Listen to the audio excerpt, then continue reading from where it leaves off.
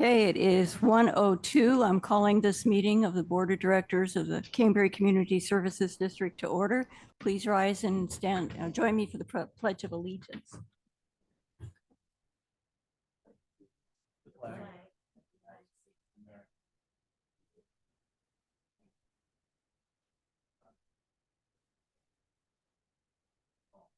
Thank you.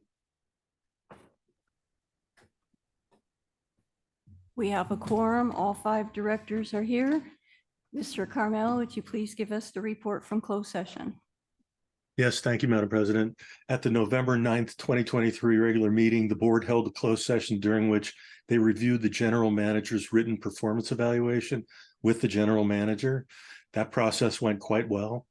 The board also had a conference with its real property negotiators, primarily regarding the value of the SR4 well site, and discussed the price and payment terms to either lease or purchase the site. No action was taken. Thank you. Thank you. Do we have any questions on closed session? Yes, Tina Dickinson. Okay, go ahead, Ms. Dickinson. Thank you, President Dean. If there is no report from closed session, and my understanding from the general manager on November 9th at 11:30 or approximately, that there was no appraisal. So what is it that you're allowed to talk about in closed session that the public is not made aware of?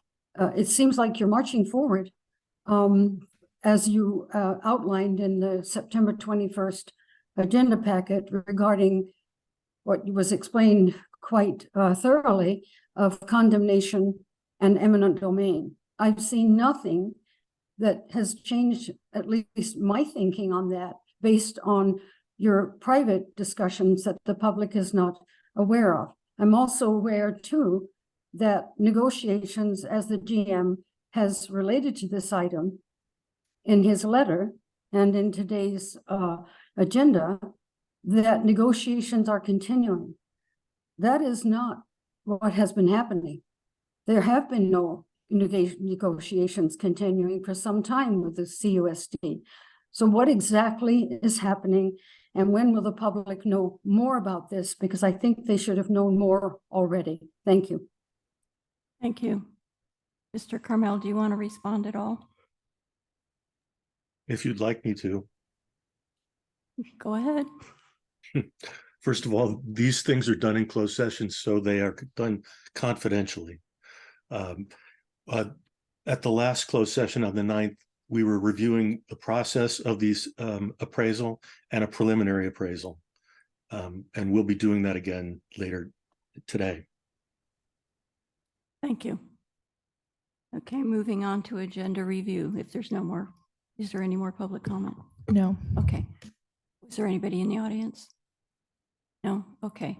Moving on to agenda review. Is there anything on the agenda that anybody has an issue with? Seeing none? Okay. Moving forward to acknowledgements. And I believe our utilities manager, wastewater treatment plant manager, John Elgin, I don't know, Jim Green's not retiring, is retiring. And Mr. Green, I believe, would be presenting.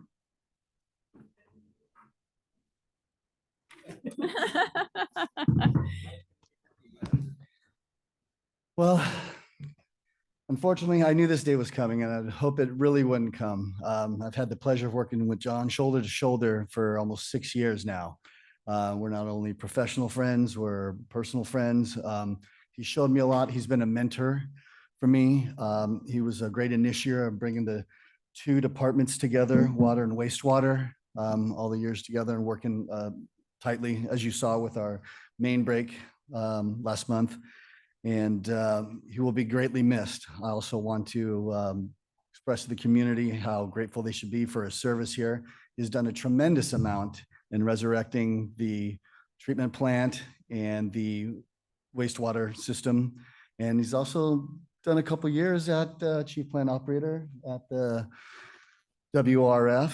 and helped out water tremendously. So again, I will miss him tremendously and look forward to seeing him in the future on friendlier terms. And well, we'll really miss him. So with this, we'd like to dedicate this to you, Mr. Alchin, for all your service. Thank you so much.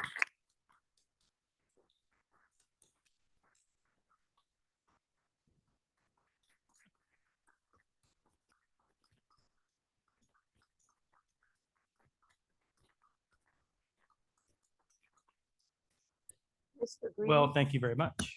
you have an acknowledgement to read. I've got a 45-minute speech drawn up. Jim left a part out. Proclamation. So. Sorry. Okay. So the official proclamation that I just Yes. skipped was, whereas John Alchin served the Cambria Community Services District for 7.5 years with great loyalty and professionalism. And whereas John began employment in 2016 as a wastewater supervisor and was promoted to wastewater system superintendent in 2020. Whereas John has performed his job in a skillful and dedicated manner and with a strong commitment to serving the Cambria community. And whereas the Board of Directors wishes to recognize John Alchin for the many valuable contributions he has made over the past 7.5 years of service to the district. Now, therefore, it be resolved by the Board of Directors and the Cambria Community Services District as follows. The Board of Directors hereby recognizes the commitment, dedication, and loyalty of wastewater system superintendent John Alchin and conveys its earnest gratitude and appreciation for the many valuable contributions he has made during his 7.5 years and an employee of the district. I have hereunto set my hands on this the 16th day of November, 2023.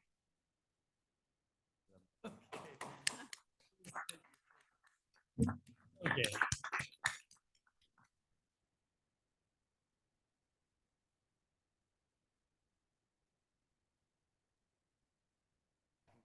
Okay, speech, please. Now the 45 minutes.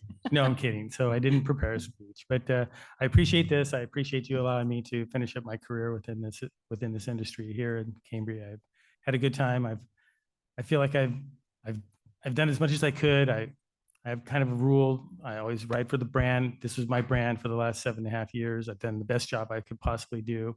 I also look at the position a little different than others. I look at it like a baton race. This is a never-ending baton race, and I've just passed that baton on. And hopefully, Tony will be able to pick up and continue the good work that we've started. Again, thank you very much, and I appreciate that. And invited a few people. Thank you. I'd like to.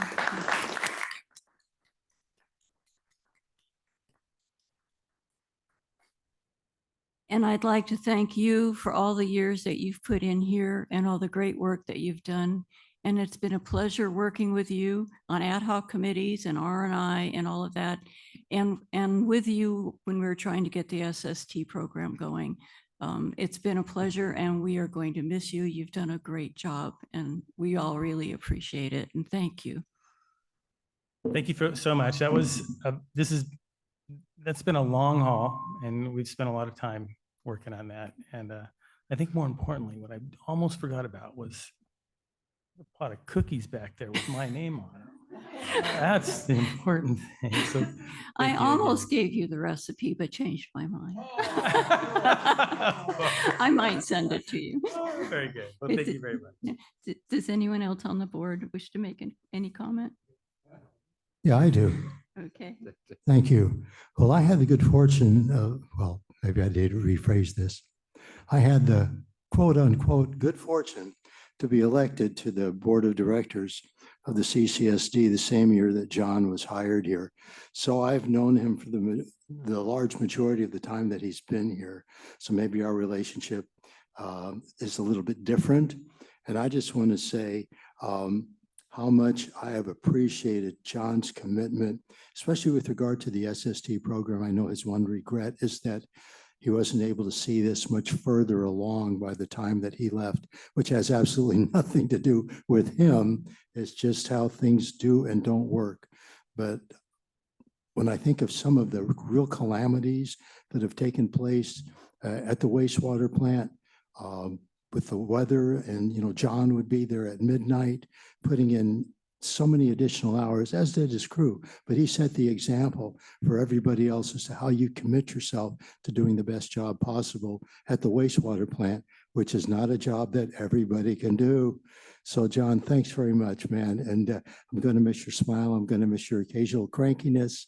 I'm just going to miss you, buddy. Okay. So thank you. Thank you very much. Thank you. Does anybody in the audience wish to say anything? Do we have any public comment? Oh, excuse me. Sure. I've had a lot of bosses. Sixth one since I've been here. You're the fifth general manager or sixth, I don't know, one of the two. John's been really good. He came on the plant, it was upside down. Our solids were like way bad.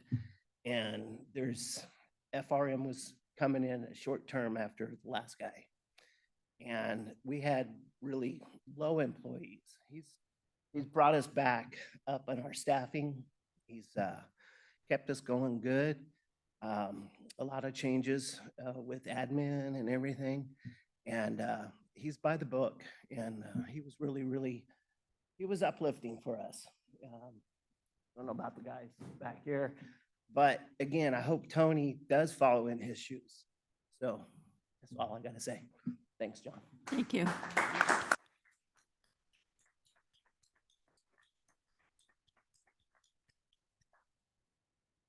Do we have any public comment?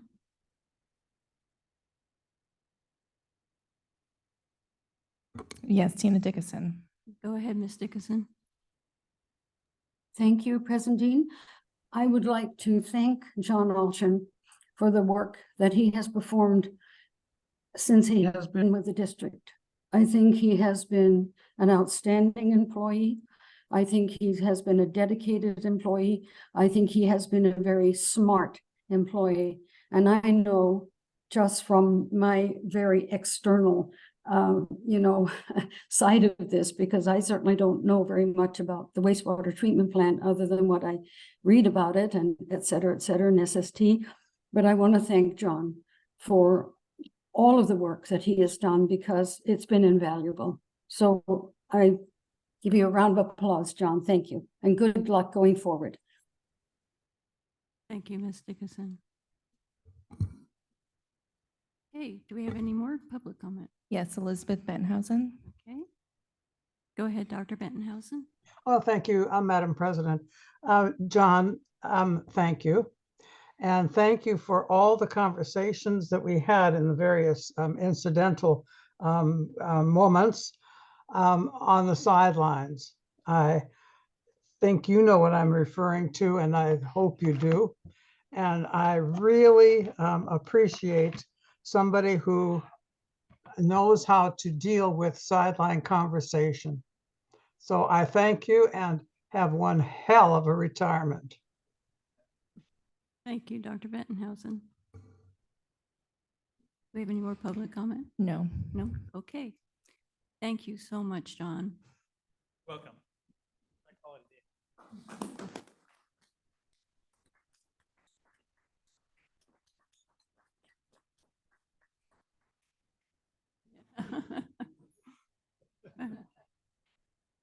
Now the room clears out. Yeah. Had to have the sheriff go to cookies for Oh. Okay. Moving on to agenda item 3, board member communications. Does anyone on the board have anything, announcement, brief statement, whatever? Director Farmer. Yes, thank you very much, President Dean. Yes, I have a brief statement. Today is November 16th of 2023. So 9 years ago, this past Tuesday, which would have been November 14th, 2014, the plant at that time known as the Emergency Water Supply Project, now currently known as the Water Reclamation Facility, was finished by CDM Smith. And that was 9 years and $16 million ago. And here we are. And I'm not going to make any comment as to where we're at now or how far along we are in the process of getting this project permitted. But I just wanted to acknowledge that it's been 9 years since this plant was built. Thank you. Thank you. Does anyone else in the board have anything they wish to say? No? Okay. Do we have any public comment on the board member communications? No. Okay. Moving on to public safety, and I see Commander McDonald in person today. Welcome, Commander McDonald.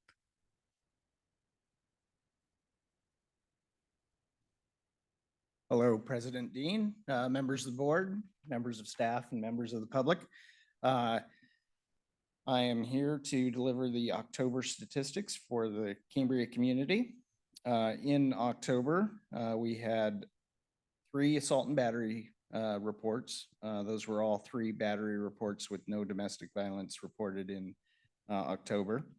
We had 12 disturbances, which included 7 general disturbances, 3 neighbor disputes, 1 family dispute, and 1 barking dog complaint.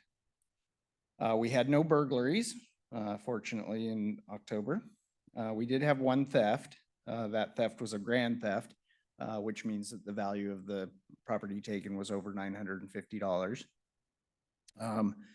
We had 4 vandalisms reported. That was 2 reports of damage to vehicles, 1 report of damage to a yard lamp post in someone's yard, and 1 report of a driveway cable that was damaged.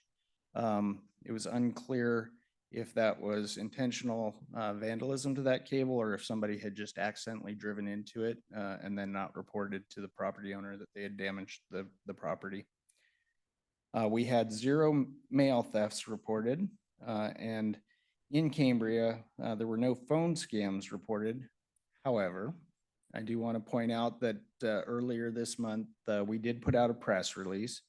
Currently, there are scammers that are spoofing the San Luis Obispo County Sheriff's Office telephone numbers and calling people representing themselves to be deputy sheriffs and telling people that they have a warrant and that a way to resolve that would be go get gift cards and reveal the gift card number to them to pay their fine. Want to assure people that's not the way that the county or the sheriff does business. If there's gift cards involved in any way, you can be guaranteed it's a scam. And if you receive a call like that, you can politely hang up on the caller. And then if you have questions, call the sheriff's office back on the published lines. And while the spoofed line comes across on your phone as saying it's from the sheriff's office, when you call back the actual published number, you will get our offices and you'll be able to talk to someone. And we encourage people to report that kind of activity to us so that we can keep track and keep the public informed through press releases and things like that. There was another scam taken in another community this month that involved an email scam. And that was an email was received by a victim purporting to be from PayPal and that there was a PayPal problem with her PayPal account. She followed the directions and links that were provided in that email. And by doing so, that actually allowed the fraud to be completed. If you get any outside notification of a problem with your accounts,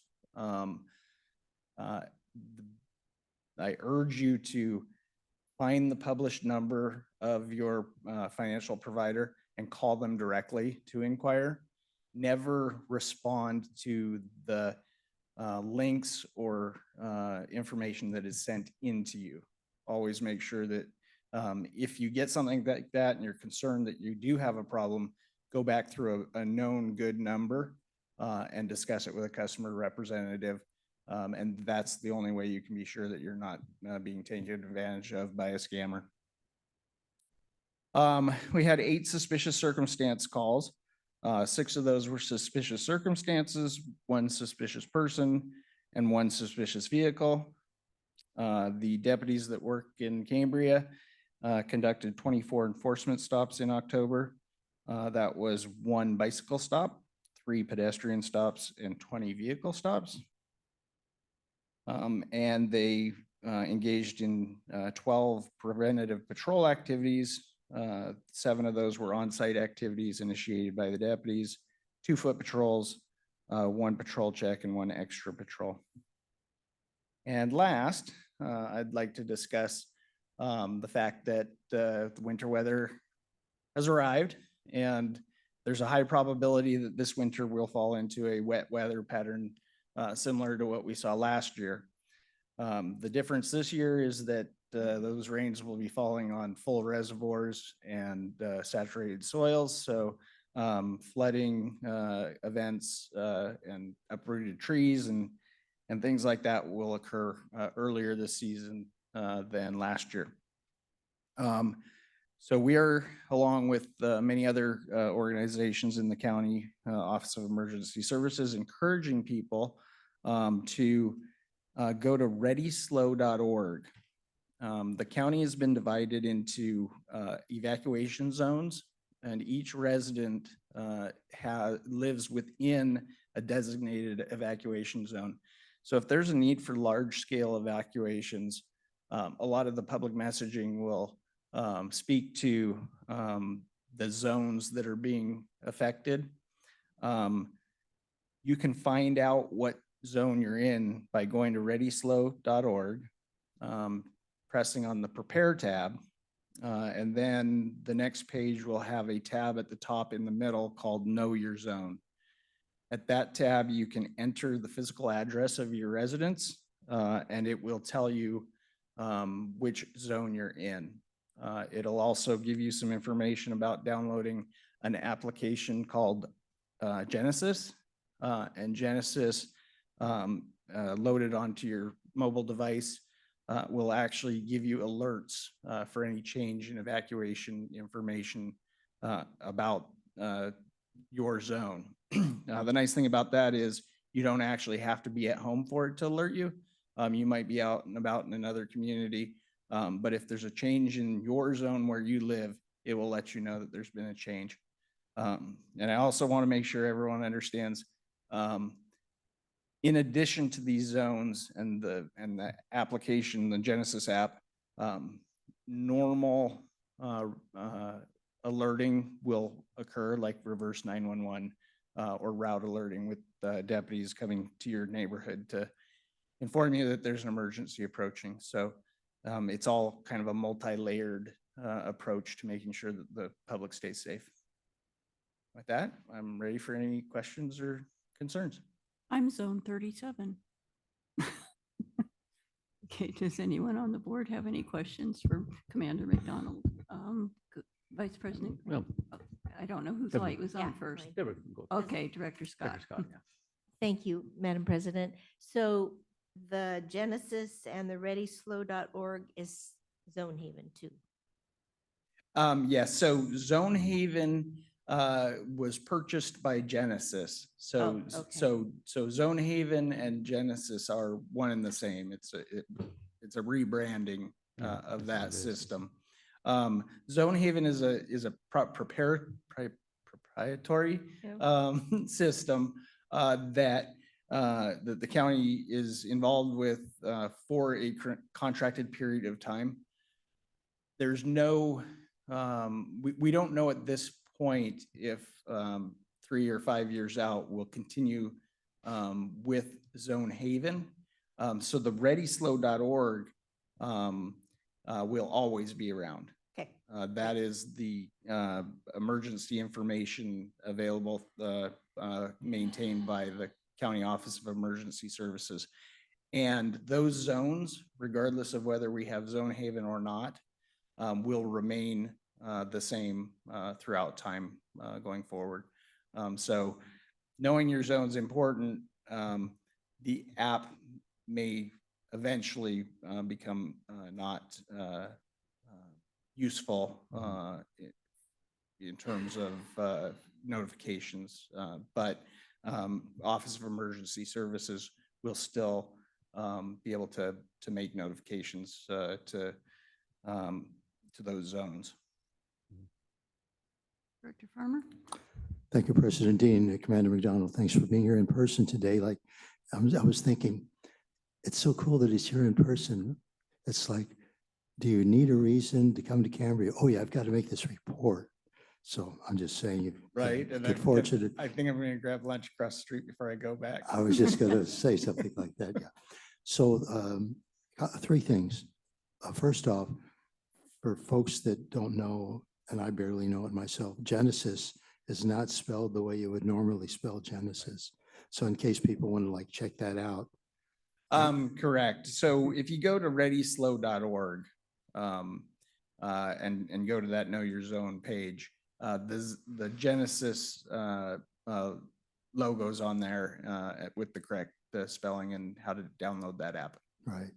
So the second of the three items, the one grand theft, do you happen to know what that was? It was theft of cash. Okay. And the third one, and this is something that I heard from one of our local homeless people, that one of our regular homeless individuals recently assaulted a deputy sheriff. In other words, hit them with a stick of some type. Do you know anything about that? I mean, it hasn't been reported. So I'm just curious, did that actually happen? And if it did, what happened to the homeless person?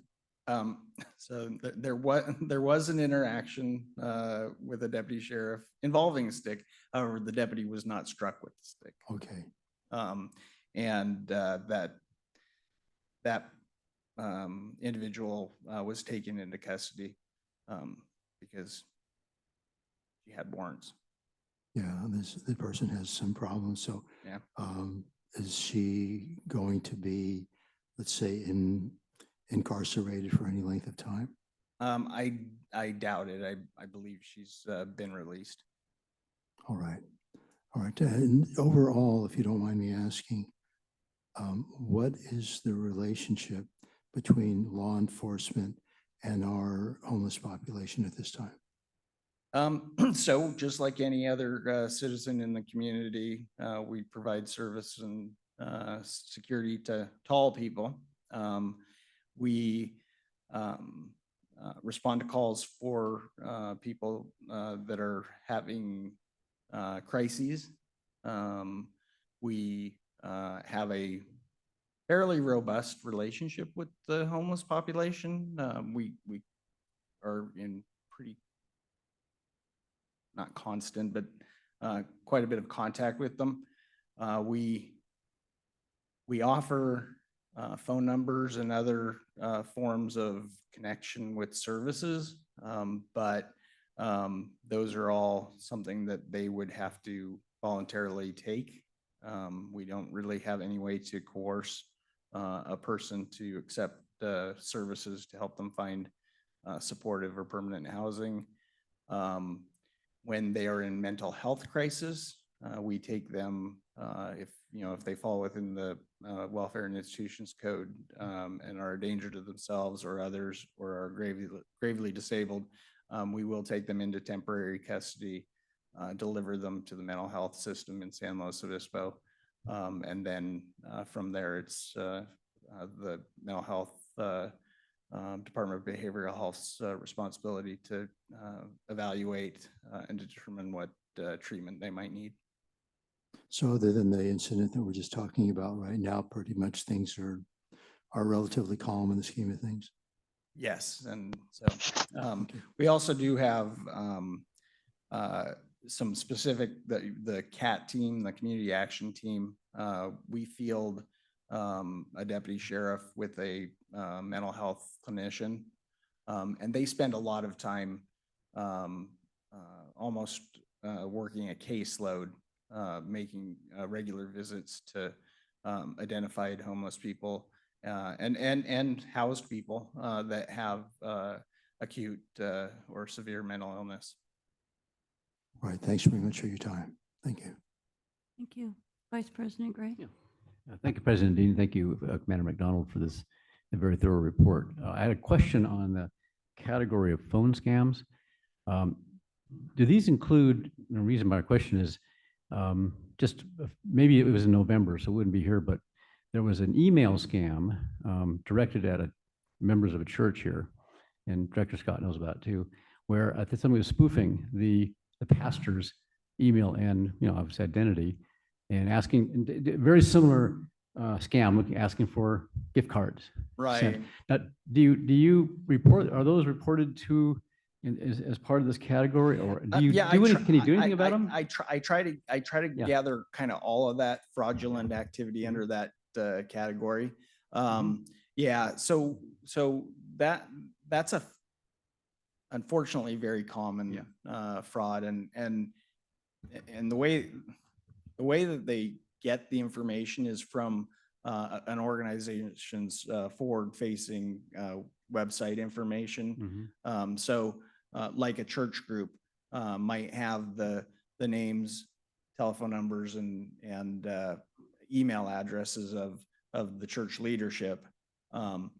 They'll spoof somebody in that chain of command, and they'll generally so like in the case of the pastor, I'm assuming it went something like this. Hey, this is Pastor John. I'm in a meeting and I need to get some gift cards for the secretary. Can you just run it over to the store, grab them for me, read me the number, and I'll pay you back later. So one thing about scams, always about urgency. There's some, the stories are a bazillion different stories, but the thread line is the same. Hey, your niece or nephew's been arrested in Mexico for drunk driving, and you need to immediately go and get X dollars, send it in so that they can be released from custody. There's always an urgency and always a component of I'm not available to talk to you about this right now. So. Director Scott and I Thank you, had thank that you. happen when she was in Reno teaching a class, and I didn't know about it until she texted me and said, "What kind of cards do you want?" And I'm like, "What cards?" Right. Yeah. No. Exactly. Right. Yeah. This is President Dean. I'm tied up right now. Can you just run and grab them for me? Yeah. And I think it was like 4 $250 gift cards, I think is what the person was asking for. So it's like, fortunately. So- Well, and it seems like a reasonable request that if it were real, it's not outside the realm of, oh yeah, I would certainly do that for you. Yeah, and I think it was for staff or something like that. Something Right, like that. yeah, exactly. Yeah. So. So fortunately, Sorry. she checked first. Okay, do we have any members of the public wishing to speak? Thank you. No.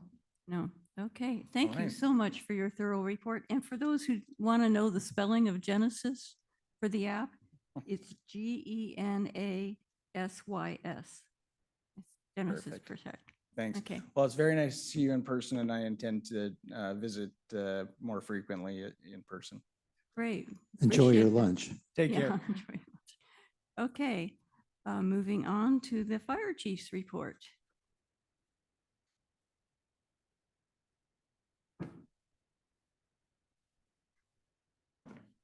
Welcome, Chief Berkey. Thank you. Good afternoon, Madam President, members of the board, members of the staff, members of the community. Really quick, I wanted to touch base on kind of the Zone Haven a little bit. So just as a reminder, if anybody has any questions, concerns, anything at all, you can always reach out to myself or members of the fire department. We're always available to help you guys kind of find the your zone or just work you through the process. And we're always there to help. And we spent some time updating the website the last couple of days. So you can go to the website, find our information on there and find Zone Haven information on there as well. So just wanted to touch base on that, and any assistance whatsoever, we're happy to provide it. With that, so I've got the fire chief's report for the month of October. During the month of October, we ran a total incidence of 92. We had 3 fires, one was a structure fire, one was a vegetation fire, and we have another category that falls under fire of other. That's typically like a smoke check or something that ends up not being a fire. So there's a lot of categories that kind of fall into there. And then down to our rescue and EMS, obviously that's where we spend most of our time. We had 47. And once again, kind of hazardous conditions and service calls and all of that kind of falls down in there as you go down the list there. But the 92 is up quite a bit from last year as well, and then last month as well. So once again, total 92 for the month of October. A couple of things I wanted to touch base on before I open it up for questions. I wanted to start off by thanking our fire crews for all their hard work while I've been doing this transition. They've been outstanding, keeping our citizens safe while I adjust to this position. And I just wanted to kind of publicly thank them for that. They do a lot of work behind the scenes that we don't see and that I don't even see, and they're doing a great job. So, and I truly believe that no leadership can really succeed without the work of the boots on the ground people. So I really wanted to thank them for that. On the next step here, kind of piggybacking onto that, we had a notable fire this month. This wasn't during the period I was just discussing, but just the last couple of days on 11/10, we had a fire just south of town that ended up being only 2 acres. And that was mainly due to the quick response of our fire crews and our allied agencies here in town, CAL FIRE. So having them here and working well with them was absolutely imperative to keeping that as small as it was. And I was there as well. And so it was just a flawless performance, I felt like, on all of our allied agencies' parts. So I was very proud to be working with them that day. One other thing really quick, just in a casual conversation prior to this board meeting, I was mentioning to President Dean about the vials of life. And so some of you may or may not have seen these before, but they're a device here. I'll kind of show it. I don't know where the camera's at, but I'll show this. This is something that you can keep in your home. It's a medical information, and we actually are trained to kind of look for these things. And so if you don't have one of these, contact us. We can once again set you up and kind of we can help you fill it out. What it does is you open it up here. It has some forms in here that essentially just keep track of all of your medical records, all of your medical information. So if you can't tell us that information, it's there for us. Next of kin, who to contact. You won't be able to see this, but it's just a form that you fill all of that stuff out. It's a really nice thing to have. It's super quick and easy. It really helps the first responders when we get there versus trying to search around some homes, trying to find medications, medical history, that kind of thing. So it really, it has a magnet on the back, sticks on anything that's magnetic, obviously. And then, yeah, and it works really well. And like I said, and we can provide updates for that too. If you guys have it and you need more forms, we can always get that for you if you already have one. But once again, any questions about that, reach out to us or, contact the fire department or myself personally, and we'll get you lined up for it. With that, open it up to any questions. Do we know what caused the fire up on Monte Cristo? Yeah, so they were, at the time I left, they were believing it was a vehicle that caused that fire. It's because they were doing some work up there on the hill, and they were believing that it was an vehicle exhaust, was the last I heard. So. Okay, great. Does anybody on the board have any questions? Yeah. Vice President Green? Thank you, President Dean, and thank you, Chief Ricky. I just want to get the name of that Files of Life, is it called? Vial of life. Yeah, vial of life. Sorry. Vial of life. Okay. Yeah. I'll give it. This is going to be for that sounds like a very, very good thing to have. Thank you.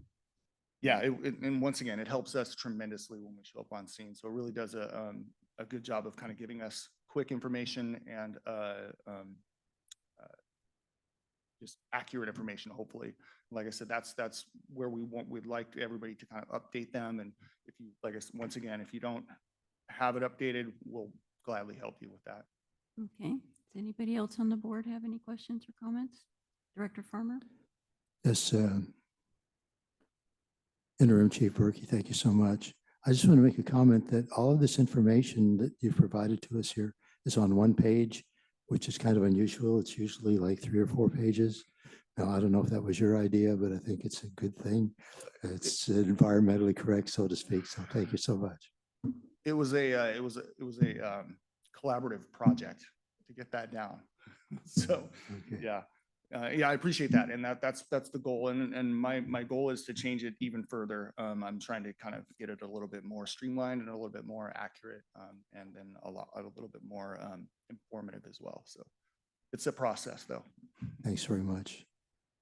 Okay, does anybody from the public have any comments or questions for Interim Chief Berkey? Do we have anybody on Zoom? No. Okay, seeing no public. Fine. Thank you so much. Thank you very much. Have a good afternoon. Okay, moving on to public comment. Members of the public may now address the board on any item of interest within the jurisdiction of the board, but not on the agenda today. Future agenda items can be suggested at this time. And in compliance with the Brown Act, the board cannot discuss or act on items not on the agenda, and each speaker can have up to 3 minutes. Do we have any public comment? No. And no public comment on Zoom? No. And no written public comment? No. Wow, okay. Moving on to the manager's reports. General Manager McElhaney. Yes, Madam President, thank you. Chief Berkey kind of stole my thunder because I was going to start today with kind of the same line of handing out a lot of kudos to our staff. So, we've had a little bit of turnover, but we have, Mr. Green, Chief Berkey, John Alchin, who's leaving us, and Tony Ortho, who's stepping up, Mr. Meeks, Mr. Reaper, Miss Fritz, and Mrs. Dodson. We're all doing a ton of heavy lifting. And so they're in the shadows a lot. And I just want to say that, much like Chief Berkey said, we can't get anything done at the top if it wasn't for our staff and their supporting staff. And so they're just doing a great job, and I'm super proud of them, and all credit goes to them. I'll try to make this brief. Although Director Farmer, I was not able to keep mine on one page. It's a few pages here. I will try to keep it brief. We're working on a few things. I'll just kind of highlight some of the ones that we're really focusing on. We're trying to update, and this will bring a smile to Mr. Carmel's face. We're trying to update our personnel policies from 1987. And so we've been working with LCW to do that. We're getting very close, and those will be vetted with our council. And we should have our meet and confer with the union members and have those updated. We're working on our fee schedule, and we've had multiple meetings on that to update some of our fees, our fee scheduling. EV charging stations, thanks to the board, we'll have those EV charging stations moved from the Legion side of the hall to the front of the Veterans Hall, and are working with our contractor on breaking ground here in the next couple weeks. We've got both of our permits submitted to the county as far as the East Ranch restroom, and the Cambria skate park is being submitted as well, and our utilities manager will be able to speak to that. We're going to have a Meet the GM Day on the 19th, which is our monthly Meet the GM, but the fire chief is going to be here as well from 9 to 12, and he's really going to be here to answer any questions for the public that they may have, and also help them with the Zone Haven process. So in our last meeting, obviously, I believe Mr. Agason said we had about 12 people registered on Genesis. So we're inviting all of the public to come in, and we'll help them find their zones, get registered on the app, and start that process moving forward. And so he'll be doing a few of those over the next few months. So he'll be here for that. We have less than 15 lots remaining in terms of our weed abatement issues. So I'm proud to say that we've resolved most of those issues. Those remaining lots have to do with conservation easements, and there's specific ways in which we have to weed abate those. But we are working through that process. We are still in continuing negotiations with the school districts as far as the SR4 well. As Mr. Carmel put it, we still have another closed session. There's just certain things that we can't talk about. We did have a face-to-face conversation with Superintendent Smith, and that was approximately 2 or 3 weeks ago, where we continued to talk about the different paths that we could take. So, I understand it can be frustrating to the public that they're not getting a detailed report on those negotiations, but a lot of that does happen in closed session. We are still communicating with the school district, and we hope to have a report for you soon. I guess this isn't as short as I thought it was going to be.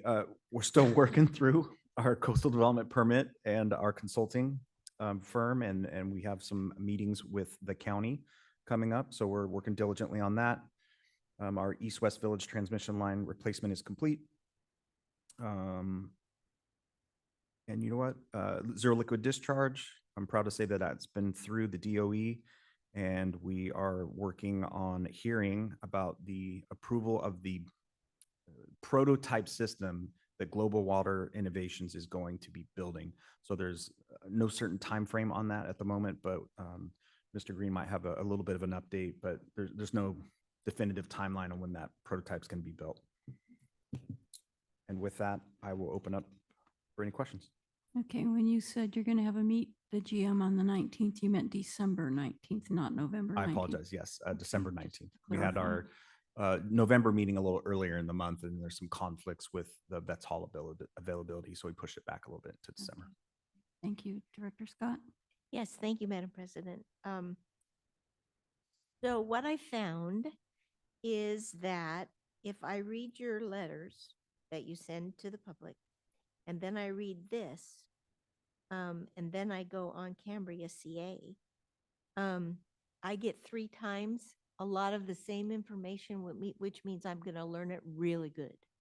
So, so I want to let you know that that's really helpful. Thank Great. you. Thank you. I also want to point out that when I used to do a president's report on Cambria CA, they limited me to 800 words. And they put your entire letter from the general manager on there. So you are important to them as well as the community. And I'm hearing that your letter gets more hits than anything else that they publish in the Cambria CA. So congratulations. Oh, thank you. I appreciate that. Okay, anybody else on Director Thomas? Thank you, Madam President. And again, from your most recent letter from the GM, you know, in the report here, you indicate that you've interviewed 3 grant writing consultants, and the letter indicating that you've hired contracted with Elijah Merriman. I went to the website. Boy, it looks like you found a winner. And I'm just thinking back, probably the first meeting I ever attended in CCSD, someone was advocating, we need a grant writer. I've heard that over and over. Way to get her done. Looking forward to the progress that we're going to see. Appreciate it. Thank you, Dr. Thomas. You. Anybody in the public? Do we have anyone on Zoom? Yes, Tina Dickinson. Go ahead, Ms. Dickinson. Here we go. Thank you. From the general manager's report under water and wastewater departments, I would appreciate if we could get a little bit more information on the discussion regarding future solar projects. I mean, it's just one sentence. It would be nice to know exactly where those projects might be. And I would appreciate, maybe the community would a little more info. And then I'm going to quote from the second item under water and wastewater, the SR4 well at Coast Union High School. The district has continued its efforts to negotiate with the CUSD for long-term access rights to the SR4 well and easements. Staff met with the CUSD superintendent on school grounds to discuss their most recent board discussion of a 10-year or 99-year term at $26,000 annually and creating a new easement access road. Those discussions are ongoing.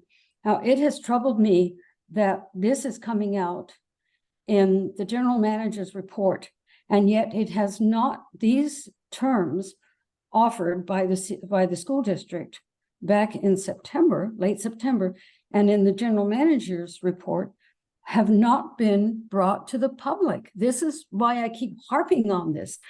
If he can put it, Mr. McElhaney can put this in his report, then the board should be addressing this as an item on the agenda, in my opinion. So I did clarify when that meeting took place, and it was October 25th at the school district with Mr. Green, Mr. McElhaney, Mr. Scott Smith, the superintendent of CUSD, and the director of their maintenance and the lead on their maintenance. And much of that, I believe, had to do with the proposed new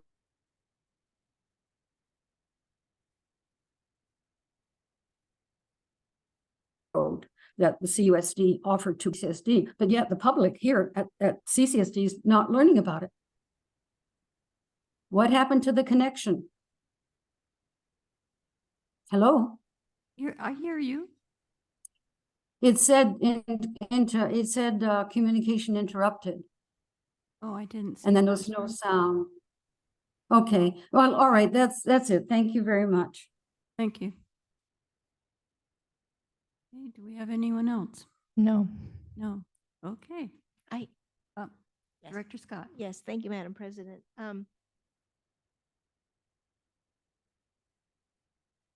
General Manager McElhaney, I just wanted to underscore, maybe you want to underscore this, but under SR4 well at Coast Union High School, it says this 10-year or 99-year term at 26,000 was a discussion.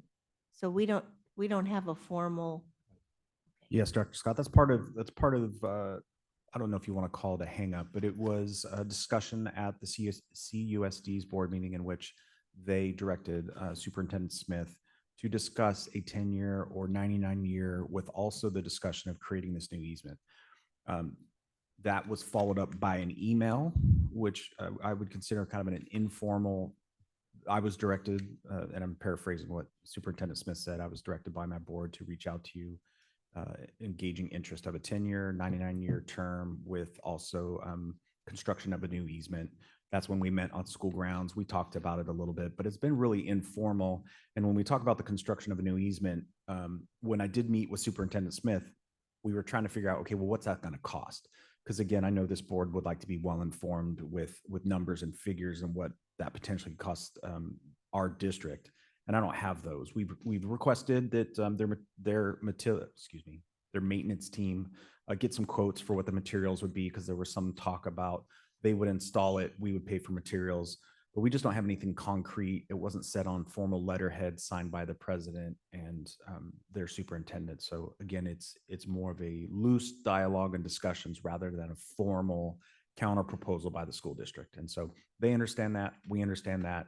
They even said as much that there wasn't as big of a hurry, that the earliest that they would be discussing it in terms of a new deal, let's say, would be December. Thank you, Director Farmer. Thank you, President Dino. I just want to get a little bit more detail with regard to the zero liquid discharge program. I know it's a little bit further on in water and wastewater, but I thought I'd bring it up now in the general manager's report. Just so people have some clarification on here, because it says, begin the building of the mobile pilot unit at the beginning of November, as soon as the budget is approved, which will be today. And they anticipate meeting with the district here. They do immediately to discuss pilot details, formalize the legal agreement, and obtain board approval.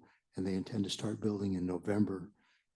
So I thought it would be important, let's say, for the community to know that the details, like this isn't costing the district or the ratepayer anything. This is a pilot project and they're building it in November, but it's not like here. So I just, if Mr. Green could just get up and give some detail. Yeah, if you'd like me to address that now, I can. So as of 10:07 this morning, I spoke with Global Water Innovations. Little update here. So we are not paying for anything. What we're waiting on right now is a contract between Global Water and a laboratory. So we're not even going to pay for laboratory analysis on the product water, the permeate, the raw water, which is fantastic because sampling back in the day when it was running was about $10,000 a month cumulative for everything. So that's a huge piece off of our chest as far as financially. And also on the email correspondence, he said in about 2 weeks, we would have some more concrete contracts done and some dates out there. The pilot is pieces that he's kind of putting together specifically for our use at that treatment plant there. So in 2 weeks, we'll have a lot more light to shine on this topic, but those are progressing. And again, hopefully by December 1st, we'll have some more concrete evidence and some dates that we can put on the board. All right, thanks. Thank you. Thank you. Anyone else? Okay. Moving on to the Facility and Resources Manager report.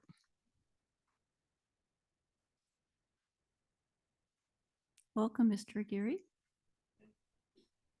Thank you. Thank you, Madam President and Board. Covering our facility side, as of today and previously, we've been double checking the roofs for getting ready for the winter weather between the F&R building and also the fire department. We ended up doing some work up there yesterday, looking at gutters, especially with the building here, looking at the foundation of the roofing, seeing what we can do to correct anything that's coming up, because I know there's a couple areas that are, not leak proof at this point. So the guys are out doing that, and we're finishing up with our weed abatement and trimming up certain areas. We've been pivoting in several different directions between East Branch and some of the lots. We've been pretty consistent of that, looking down into the culverts, the creek beds and stuff of that nature, because I know there's still quite a bit of debris left over from last year's flooding and stuff. So we're doing our diligence on that, cutting back on some of the large logs and stuff, and being very careful with the easements, the conservation easements. I've been working with the dog park people in regards of the time window. I know there's been quite a few public complaints and concerns of the noise before sunup. That's the biggest thing. So we've come to the conclusion of turning around and changing the times. We're working on the signs, getting that all agreed upon amongst the pros and also with them and the public. We'll be posting it, we'll be putting it on the site, and also putting up signs and getting everything dialed in of that nature. I know that's a big concern that we have right now. As for any of the encampments, I know the last time we talked, I ended up pulling out, it was a little over 3.5 tons of trash again through different encampments.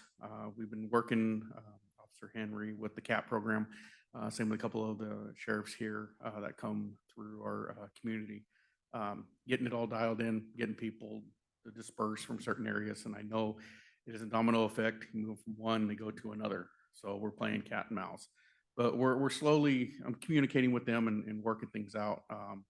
Working with the sheriff's department really made a big difference. Just being an isolated pod that we have here in Cambria, trying to take on some of the issues that we have, but we're getting through them. That's basically everything that I have. Okay, does anyone have any questions for Mr. Aguirre? None? Do we have any public comment? No. No? Okay. Thank you. Thank you.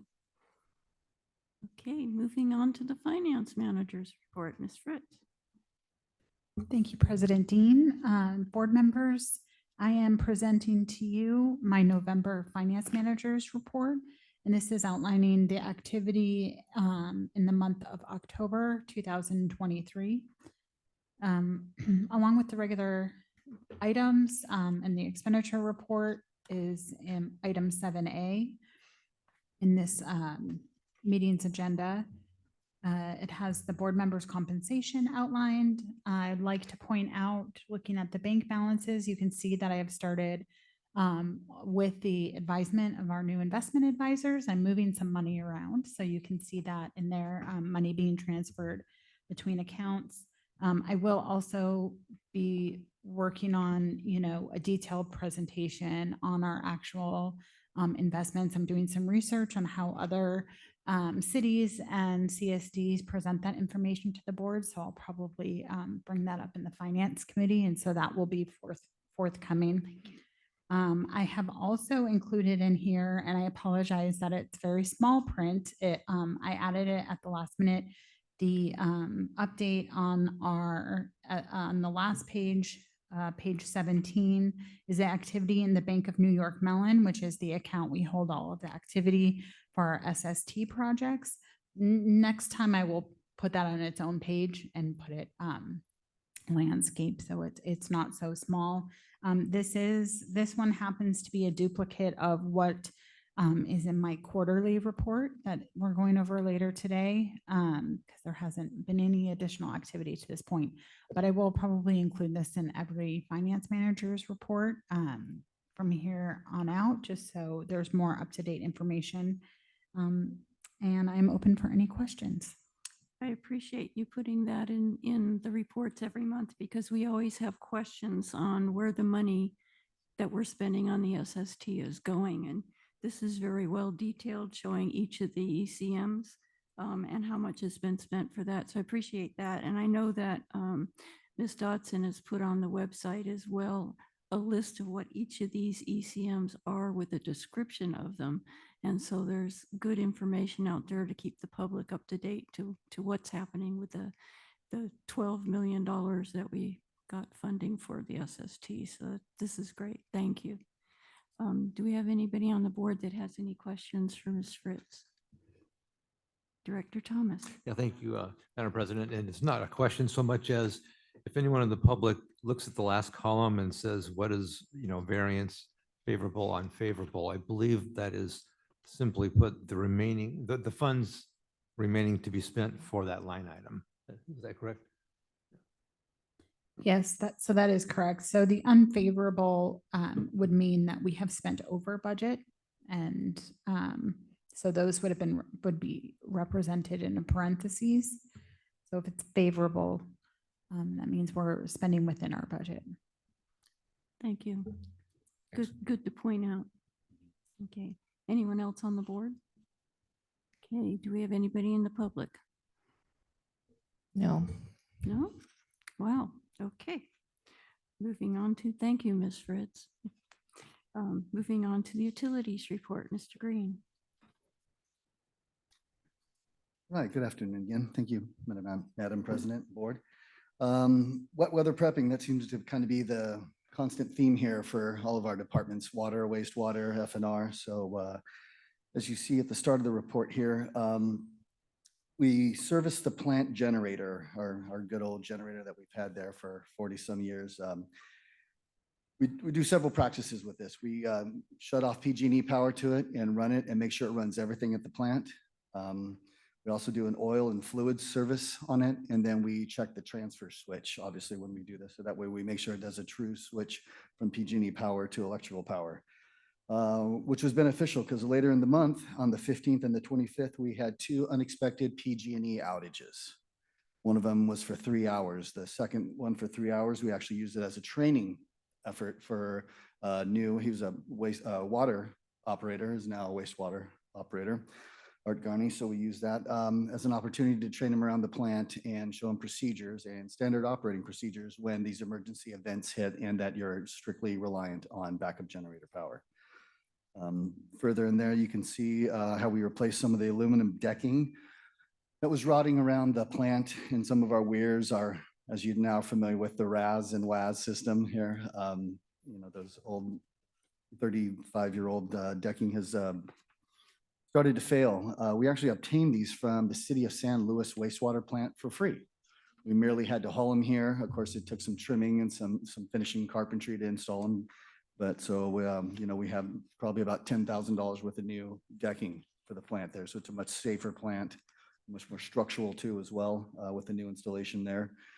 You can see a picture of our lab there, representative from Polydyne. So this is a polymer that we use. So it's a coagulant. So this is what we use to, for lack of a better term, keep our poop in a group and process it more thoroughly. I had the opportunity to look at the Morro Bay WRF, and I came across their chief plant operator there, and he gave me a business card for this Polydyne. So I turned it over to Tony and said, hey, why don't you look into this? This gal came out and they did jar tests for about 4 hours one day. They came down to this one mixture. We tried it out. It was a free 55-gallon drum, so why not? And it turned out that it worked more efficiently than the current polymer that we were using. It is less expensive than the current polymer. So not only will we be using less chemical in-house, we'll be spending less money on it. So that is our new polymer of choice there for our wastewater plant. And She has continued to come out every other month and kind of do updates and checks with us to make sure that we're using the right chemical concentration for what we're doing. So it's just an effort to keep costs down and then, of course, use less chemical. Back to the PG&E outage. The 10:15 one was for 3 hours. The generator, thank God we tested it, ran very well.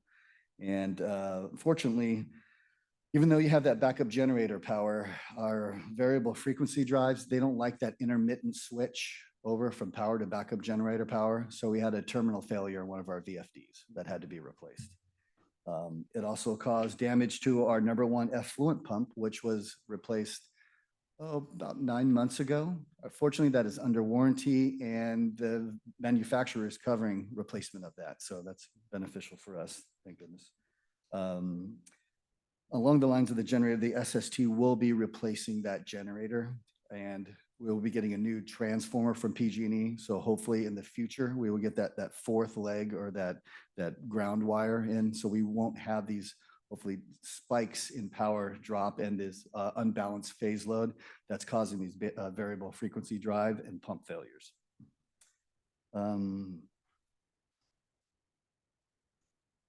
We also took the opportunity in October to prep 7 of our 9 lift stations. Of course, we're so concentrated on the plant. The lift stations do, the majority of the work. There are conveyance machines that get us from, your homes to the plant. And so we do the same thing there. We test the batteries. We replaced 2 out of the 7 batteries there that were failing or getting old and were unresponsive. And then we do oil and fluid changes there to make sure that those are running under our heavy, what we're expecting wet weather up and coming here.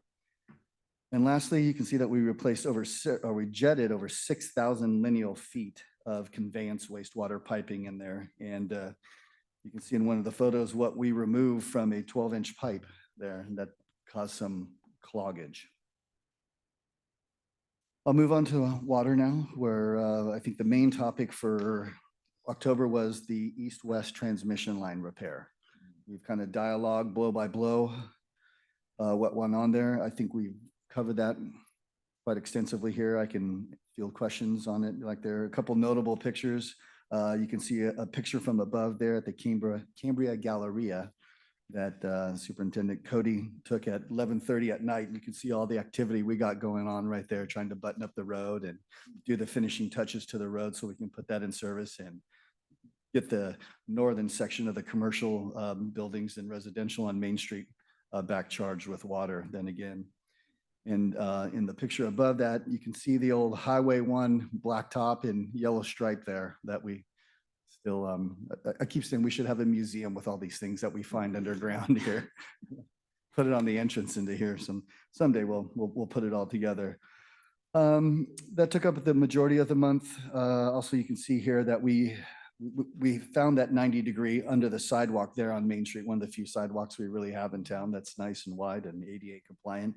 So you can see staff there repairing it and putting the surface back to the original style surface. Wet weather preparedness, around our tanks and our treatment facilities too, making sure all of our buildings are, liquid tight as much as can be. Replacing some generators there for backup power for our analytic devices at the San Simeon well field. And then also we take this opportunity to get on top of our 6 tanks at our 4 locations. Of course, we have our beautiful pine trees, what we're famous for around here. Those needles are very acidic. So when they get on top of the tanks and they sit and they soak, they will absolutely just destroy an exterior coating of paint on top.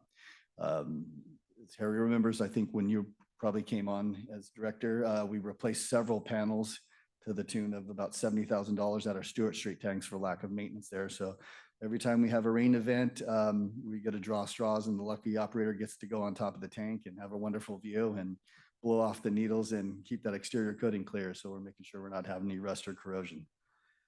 And that pretty much sums it up for water and wastewater, but I'd love to field any questions that you guys have for me at this time. Okay, does anyone on the board have any questions for Mr. Green? Director Thomas. Yeah, thank you, Madam President. And first, I just wanted to compliment the, pages 21 to 26, the report, the play-by-play description of the response to the the water main break. That was a classic and excellent action report. We know exactly what happened. So thank you for that. Thank you, Director Thomas. I thought maybe that was a bit too wordy, but there was a lot going on in there. So I wanted to kind of unpack it a box at a time and kind of describe the process that goes through those major, repairs. And I would say that was free of fluff. It was very clear. Very good. And I had a question, but I think you've answered it. The first page, the two elements that were damaged from the power outages. Power outages are a way of life here, and what comes to mind is how do we condition our equipment to prevent that? And I think you answered that. The 4-wire system with the SSD process is going to resolve that. Is that correct? That's great. It'll make us much less vulnerable during these unbalanced power times, which we know PG&E's admitted it to us that we have kind of crappy power, especially at this end of town, and they're working on it. And some of the ways that I've taken on the water side years ago, I went through and put my own transformer in at the well field. I put like a power cleaner and then our own several components because I lost my SCADA devices, our comm devices very early on. And so with that, this PG&E will kind of help eliminate that vulnerability on the wastewater treatment plant side for the future. So yeah, we really look forward to that because it's very difficult when you're out of power anyways.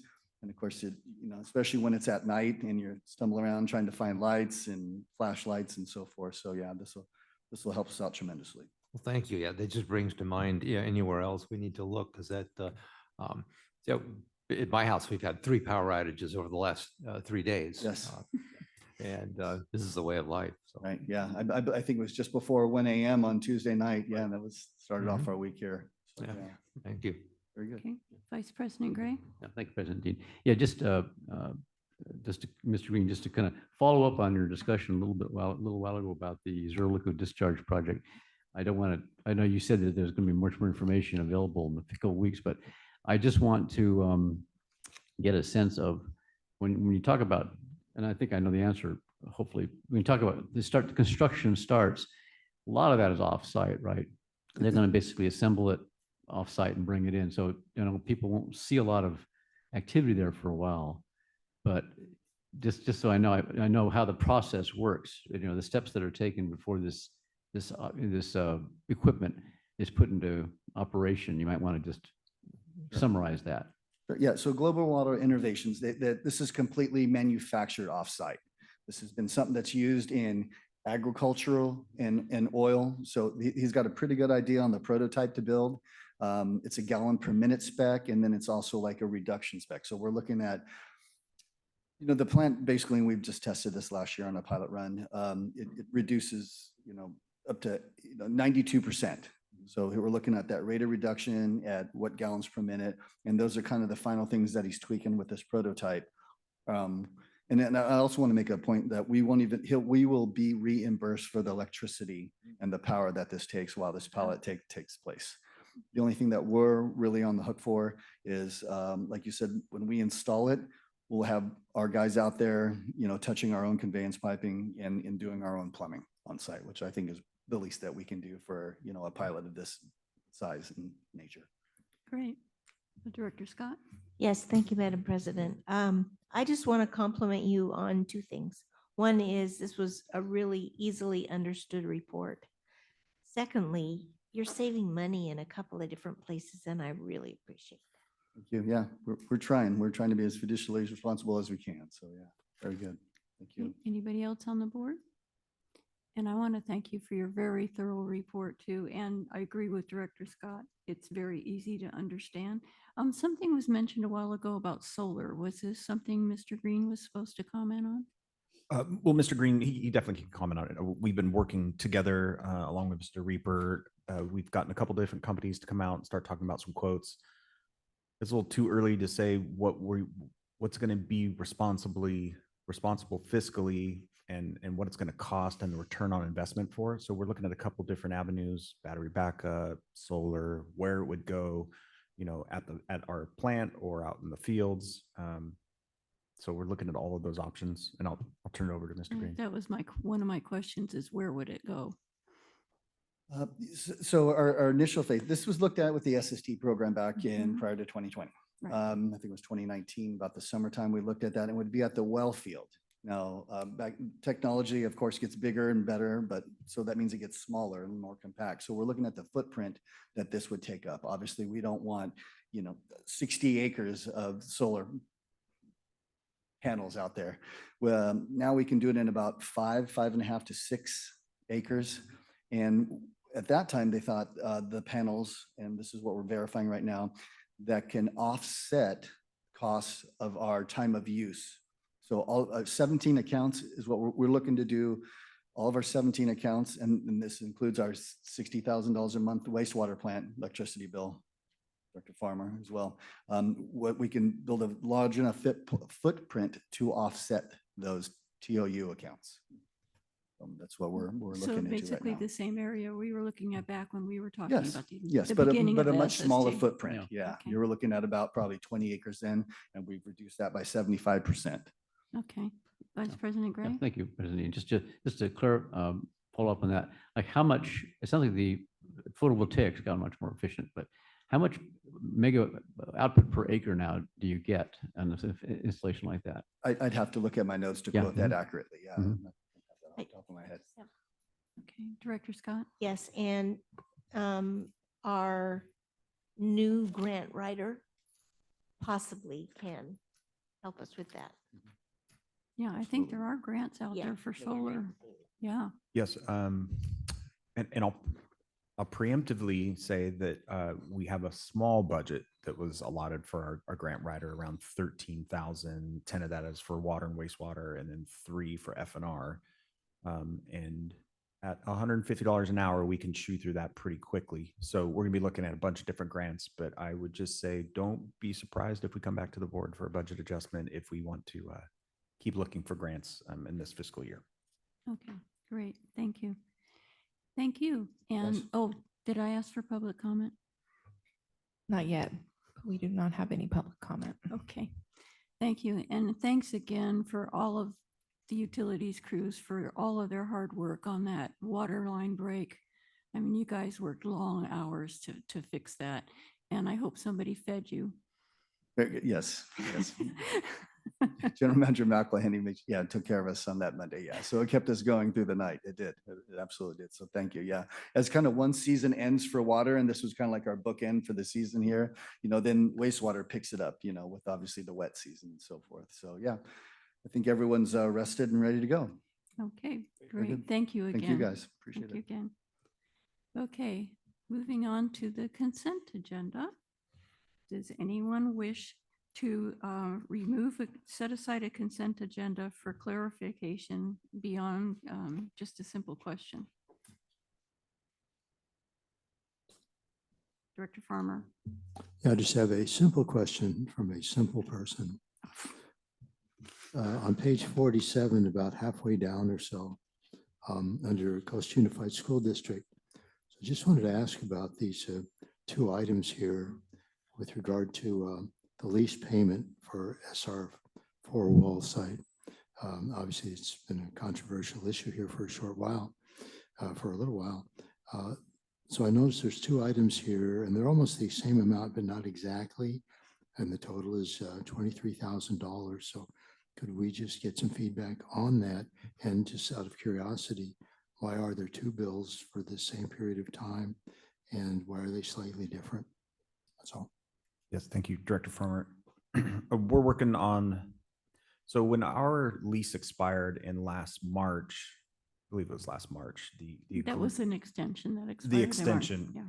that expired in March. And so we, in theory, we pay annually at one lump sum for the SR4 agreement. When that agreement ended in March, we kind of had a lapse in payments. And so we were trying to work backwards, and we started paying that in quarters. So that's 3 months worth of payments. And Miss Fritz and I are trying to figure out why there's a duplicate amount here for slightly different. So we're going to do a little bit of, you got it. I'll be quiet. Okay. Director Farmer, I apologize because the description kind of got through my lens when I review all of the accounts payable packets, and sometimes something slips through, and that description is misleading because it's actually for two different time periods. So one of, and General Manager McElhaney is correct, is we were, we do pay yearly. In last fiscal year of 22-23, we only paid through March because that is when the agreement expired. And so one of those payments is for April, May, and June of last year. And that's why it'll be a little bit different because the price went up in this current year, which is 23-24. So then the next payment is for July, August, and October of this year. And I know it's a little strange, but last month we had made the September payment. And so it's a little different, and I'm working with Coast Union. And so now they're billing us monthly instead of yearly. So we did a little bit of catch up. So from here on out, it should just be a monthly payment. Okay, I was just, like I said, the dates and the amounts are Yeah, a little the bit confusing. description Right. is very misleading. I apologize for that. It should have been It's not, clear. it's not a problem. And you know, it would have been something that caught my eye anyway, but considering it's an issue that's of importance to members of the community as well as to the district, I thought I should highlight that. So thank you so much and good luck. Okay, Director Scott. Yes, thank you, Madam President. On page 50, about 2/3 of the way down, there's an entry called Hatch Company. Can you tell me who that is and what that is? Oh, The Hawk Company. So they're all of our analytic devices that we keep on site for our water treatment and processing. So yearly, we do a service in calibration with it, where they come out every month, which is required by the Division of Drinking Water for our permits, and test, calibrate, and fix, repair, whatever we need, our analytic devices. Each one of those analytic devices is probably about $10,000 itself. So obviously I want technicians to take care of it. That extends the warranty and keeps it running, because that's our main indicator of how our treatment process is going. So yeah, that's what that's for. Okay, Director Farmer. Yes, Mr. Green, if you would just stay right there. Thank you.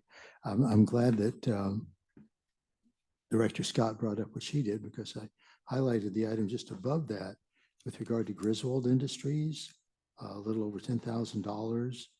And it said Windsor PRV and Rody Gruns PRV and Stewart Stank PRV. So each of the items somewhere between $2,500 and $4,500. So what is that? Great. So Griswold Industries is the parent company for Clayval. Clayval is a proprietary PRV. It's a pressure regulating valve or device. So that's what keeps our 180 PSI coming down from the hill from the Pine Knolls tank and slows it and retards it to 100 or 125 PSI. They're very important devices. That's what keeps those pressure in those zone changes from causing leaks or major damages to our mains. And so we have 4 of them. And so those are for each individual repair or calibration to each of those devices. And I have them out every 2 to 3 years just to check on them. And, you know, our environment here, they're all metal. So our environment here is very corrosive. So they replace some of the brass and update it with stainless steel parts if it's older, and just make sure that the pressure devices are doing what they are intended to do, and that's reduce pressure. All right, sounds really important. So thank you very much. Okay, anybody else on the expenditure report? Okay. And then consideration to adopt October 12th and October 19th regular meeting minutes, and October 4th and October 12th special meeting minutes. Is there any questions on that? Any corrections? Director Farmer. Oops. Oh. Okay, do we have any public comment on the 2 items on the consent agenda? No. Okay, anyone in the audience? No? Okay, can we have a motion to approve two consent agenda items. I so move. Okay, I'll second it. okay. Vice President Gray, Aye. Director Scott, Aye. Director Thomas, Aye. Director Farmer. Aye, well, that was the quickest motion making I've ever seen there. Thank you. President Dean. Aye. Okay, does anybody need a break? Yeah, let's. Okay, before we get into the heavy duty regular business items, let's go ahead and take a brief break. How about 2:35 to 2:35? Okay, see you at 2:35. It's a cookie break, I guess, huh?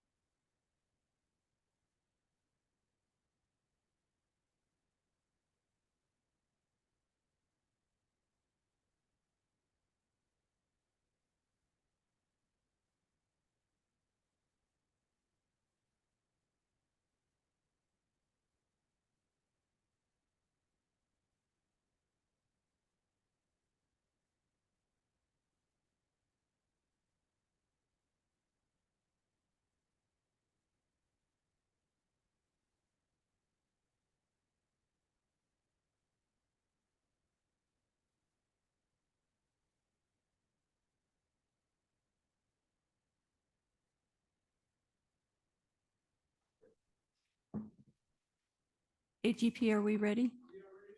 Okay, we're a little bit late. It's 2:39 and I'm calling the meeting back to order. Moving on to regular business, agenda item 8A. Would you go ahead and introduce that for us, General Manager McElwain? Yes, Madam President, thank you. Agenda item 8A, receive, discuss, and file the first quarter budget report for fiscal year 2023, 2024. It's recommended the Board of Directors receive, discuss, and file the first quarter budget report for fiscal year 2023, 2024. And we do have Ms. Fritz here, our Administrative Department Manager, to answer any questions. Okay, does anyone on the board have any questions for Ms. Fritz on the first quarter budget report? Vice President Gray. No, thank you, President Dean. Hey, just a quick question. This is just an update on the amount of money we ended up spending. If we have a final figure yet on the Main Street water main repair, because it said 160 was the estimate. Do we have anything more? Okay. Let Mr. Green finish. His I cookie there. apologize. Yeah, I Thank meant you. to address that before. We terminated it last week on a resolution. And of course, later that afternoon or evening or sometime early next morning, we got the final invoices. Kirk Construction honored their $132,000 bid, even though they spent an extra day and bought 2 more huge pieces of equipment out to work on that. So that 132 that they proposed is what they honored. You'll see a second invoice for about $7,400. And that was for that Monday night to Tuesday morning stretch where they came out and helped us with some heavy equipment and then button up and put on some blind flanges so that way we could energize the streets again. And so all in all, it was just under $140,000. So again, thank you for your budget adjustment at that time. And this is why you have good vendors and you take care of them and maintain good relationships. Because they did a fantastic job, and I think they did it for a song. So yeah. Thank you very much. Very good. Thank you. Director Farmer. Do you have any idea what that song was? Anything we could sing? No, okay, thank you. I just, that was kind of silly, I'm sorry. So on page 94, under the prose section, which is fairly short, say page 94 here under adjustment for the East Ranch restroom. Since that's an item that's coming up later in our agenda today, what does that mean, the adjustment there in that figure? Especially since I seem to recall at one point it was like $361,000. So could you just? So that is a budget adjustment. And so what that represents is the amount that was approved less anything that we have spent in prior fiscal years. So the 340, I think there was a bit spent last year. So that was taken out of the budget that I moved forward. Okay, so that's why it's adjustment, because it's different. Yeah, and the board, it comes before the board to approve those roll forward amounts on projects that are going from year to year. All right, this is not my area of expertise when it comes to budgeting, so thank you. Listen, well, never mind. Okay, anyone else on the board? Okay, I have a public records request for Ms. Heinrichs. Welcome. Thank you. Yes, I'd like to draw the board's attention to the $1.321 million for the EWS SWF WRF maintenance. Thank you, Director Farmer, for noting the 9th anniversary of completing construction on it.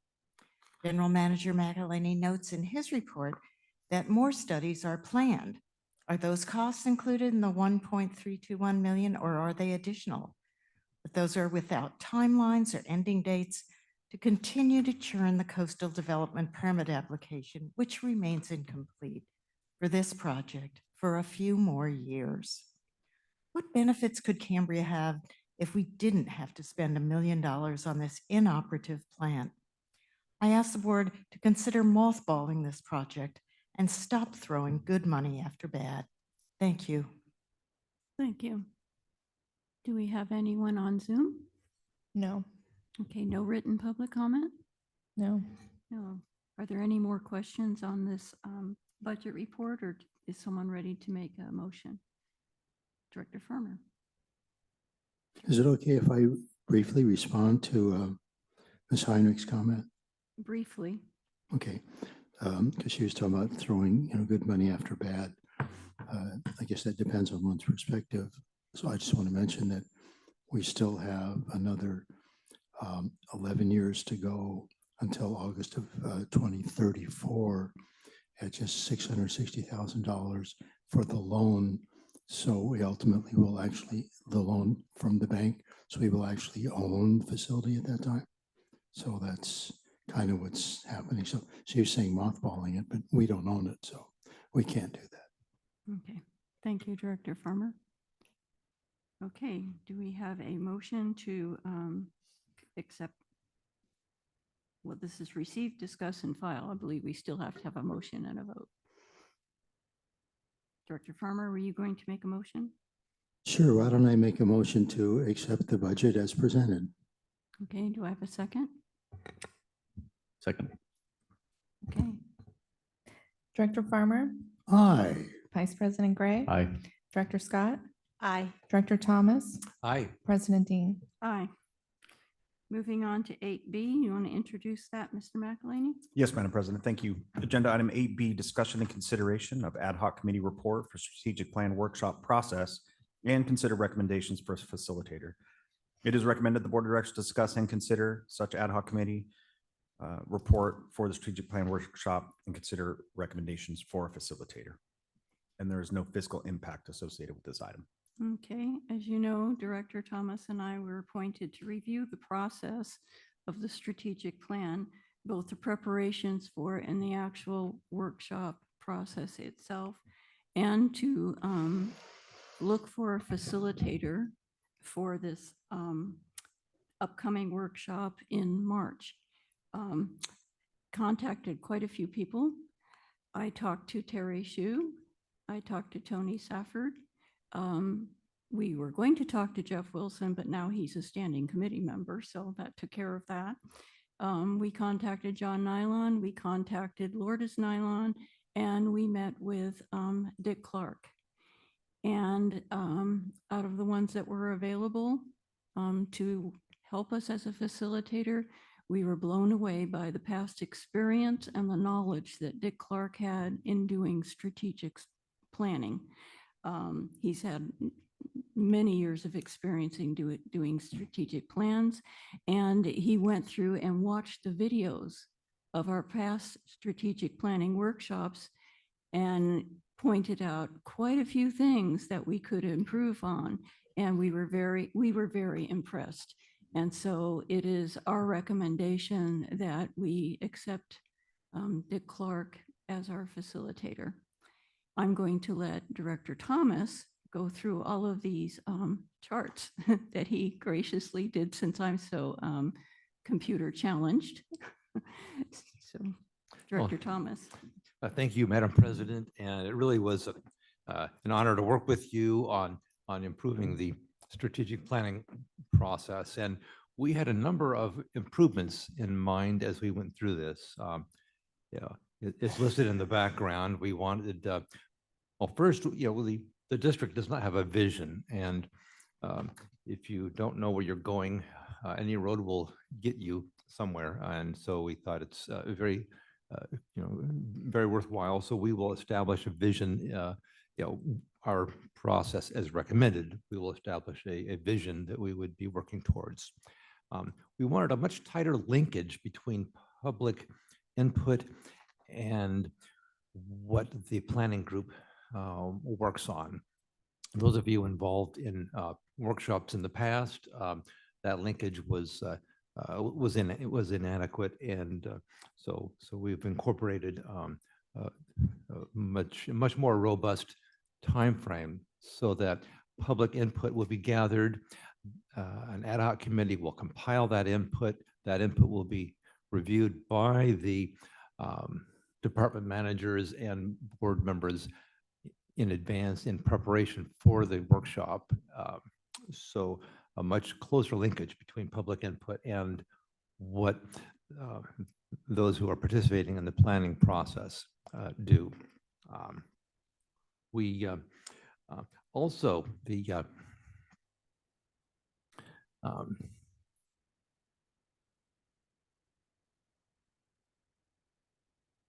right, in the linkage between the planning process and developing the budget, we tried to line up the timelines such that we will bring the budget, bring the strategic plan to the board for approval just before we begin the process of developing the strategic plan, because obviously the strategic plan should drive the budget. Well, that's the really most of the rationale. Now the pieces on page 146, we've got the planning calendar, and that's what most folks are really going to look at in terms of what are you going to do and when. So that lays out the planning calendar. The next page describes the strategic planning workshop, basically what's going to happen the day of when the group gathers. And the intent is that the members of the board and the general manager and department managers and a couple other folks attend in person. The legal counsel would attend in person, because when you have a whole group working together around the table, one person on Zoom, it just doesn't work out as productively. And then that's what we have. The next 3 pages, you look at this and it's not an eye chart. There are 3 processes here, and the first is the kind of the flow of the process as we've defined it for 2024. 2024 is what we will call a minor update. The last major update was summer of 2022. The intent is every 3 years, and that's kind of as frequent as the experts from the CSDA advise. So on page 48 is what we plan to do this year, and it's a minor update, except we plan to add the discussion of let's establish the vision for the district. And once we've done that, there are likely some ancillary changes that will end up needed in the core values that that are quite possible. So that's the process for 2024.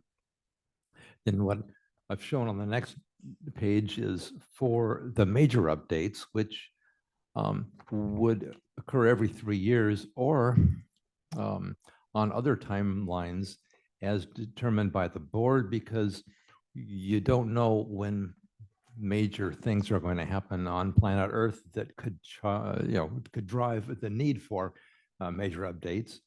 But the plan is every 3 years we would do the major update, where we would go through full bore each of these steps in a with the same public input process, but then a 2-day workshop. And then on page 150 is the routine minor update that would happen in all of the other years. Quite possibly there'll never be a routine year, but that is, that's the baseline. And then the rest of the pages simply describe just at the next level of detail what each of those steps would involve, and give the both the staff, the facilitator, and the board some basis on agreeing what each of those components are. So that's what we have. And so our recommendation to the board is let's discuss, see if we like this process, and then back on page 145, as President Dean has mentioned, we have the recommendation number 2, which is to, the 3 recommendations on page 145: adopt the planning process, approve the ad hoc committee recommendation of Dick Clark to facilitate. And I share Director Dean's assessment. I was quite impressed. I had my series of questions and expectations for what, to me, the characteristics that define a good facilitator. And Dick was well prepared and is very well balanced. And then number 3, approving the ad hoc committee recommendations to retitle the 6-month objectives status report as simply the objectives status report. The label 6-month objectives continues. There are a number of things that we've seen in the past planning processes which sort of constrain, sort of cause people to take a short-term view. And if we know anything about keeping a district like this in good shape for generations, it's that we have to take the long view. So let's at least take the 6-month label off of that status report. So those are the 3 recommendations. Okay, so if I can add them just a little bit. Okay, so we've discussed before, several of us have taken the strategic plan training sessions with Martin Rauch, CSDA, and his recommendation was you should set your goals for no less than 3 years. He recommended 3 to 5 years, but that every 6 months, you should be reviewing the objectives and the actions to obtain those objectives. And sometimes those objectives end up being reworded a little bit. Sometimes the actions to reach those objectives changes. So what we're talking about here is a minor update every 6 months, which would be the objectives, looking at the objectives and the actions instead of every month like we did for a period of time, because it does take several months sometimes to actually complete an action. And if we do it more often, it's like, well, we started doing this, but we're not done. So staff needs times to complete the actual actions. And then also, so we're looking at every 6 months doing the objectives, and those we're calling minor updates in here. And every 3 years, looking at the goals, unless it's necessary, as he said, something changes in the world and we have to add or change a goal. These goals were set in 2022. So next year in 2025 would be the time for a major update. So every 6 months in between that, we would be doing the minor updates, which is working on the objectives and the actions that go along with them, I believe. But we did notice that we did not have a vision statement. We've never worked on a vision statement, and we should have a vision statement. And so that's what we are hoping to do at this strategic planning workshop in March, is to work on creating a vision statement. And in doing that, as Director Thomas said, it might cause us to change our core values a little bit, possibly add some core values or reword some of the core values. And so that's where we are. So it's our recommendation to look at this process, ask any questions you have, and decide whether you approve this process and whether you approve our recommendation for Dick Clark as a facilitator. So I see we have lights on. I just want, I wanted, if I could, so to boil down, every 3 years, so 2025, 2028, we would do this major update. Each year, as in January of next year, we'll do the minor update as charted out on page 150. And then, but every 6 months, we would be reviewing the table of strategic objectives and goals and objectives. What we used to do monthly, and we've shifted to quarterly, that will be done every 6 months.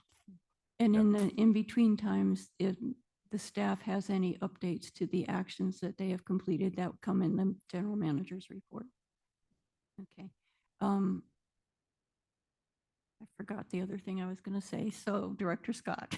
Yes, thank you, Madam President. And President Dean and Director Thomas, I am so impressed with this document and with the thoughtfulness that went into it.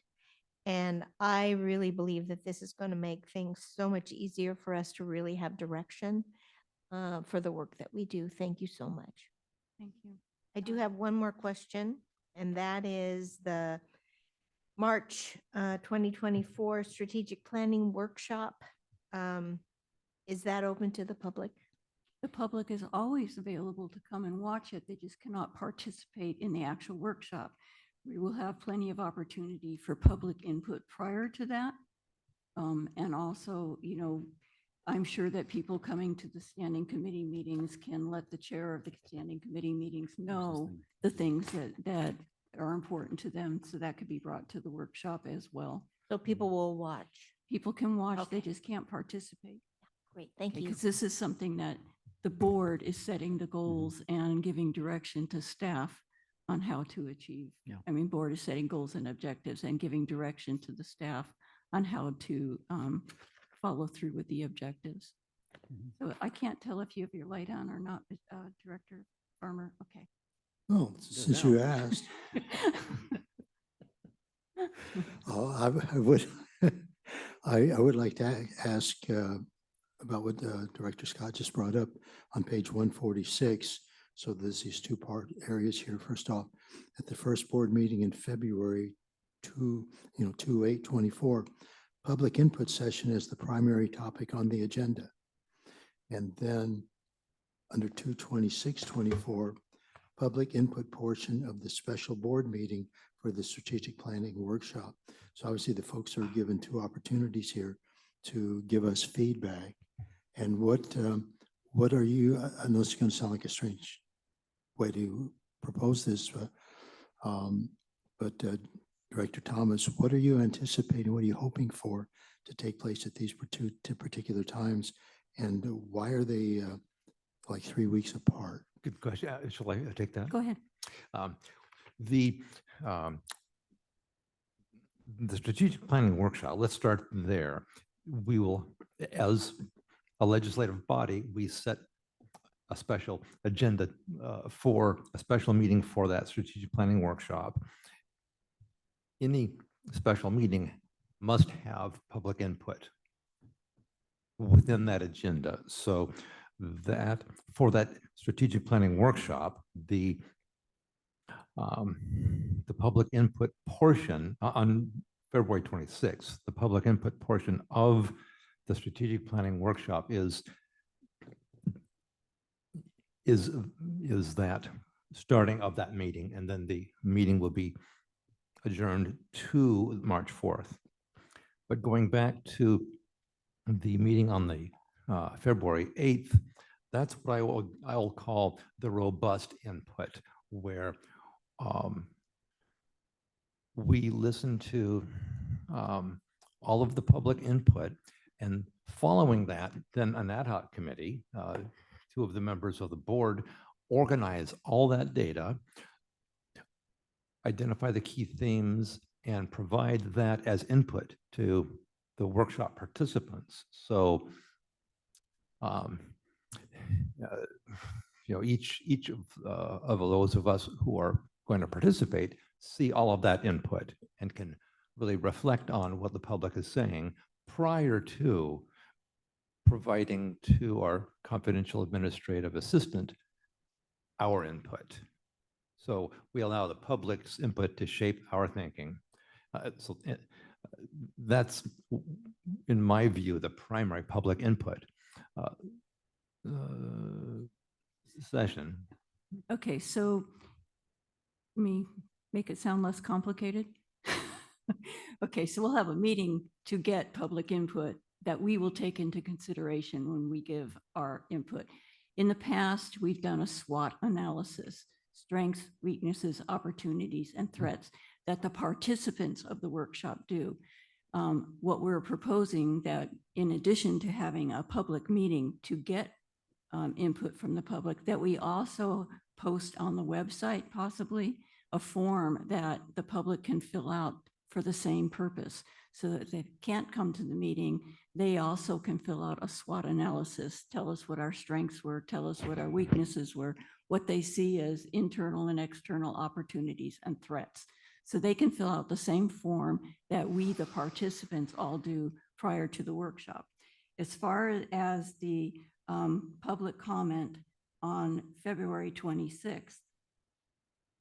In the past, when we've done a strategic planning workshop, and like Director Thomas said, you have to take public comment on any agenda item that you have for a meeting.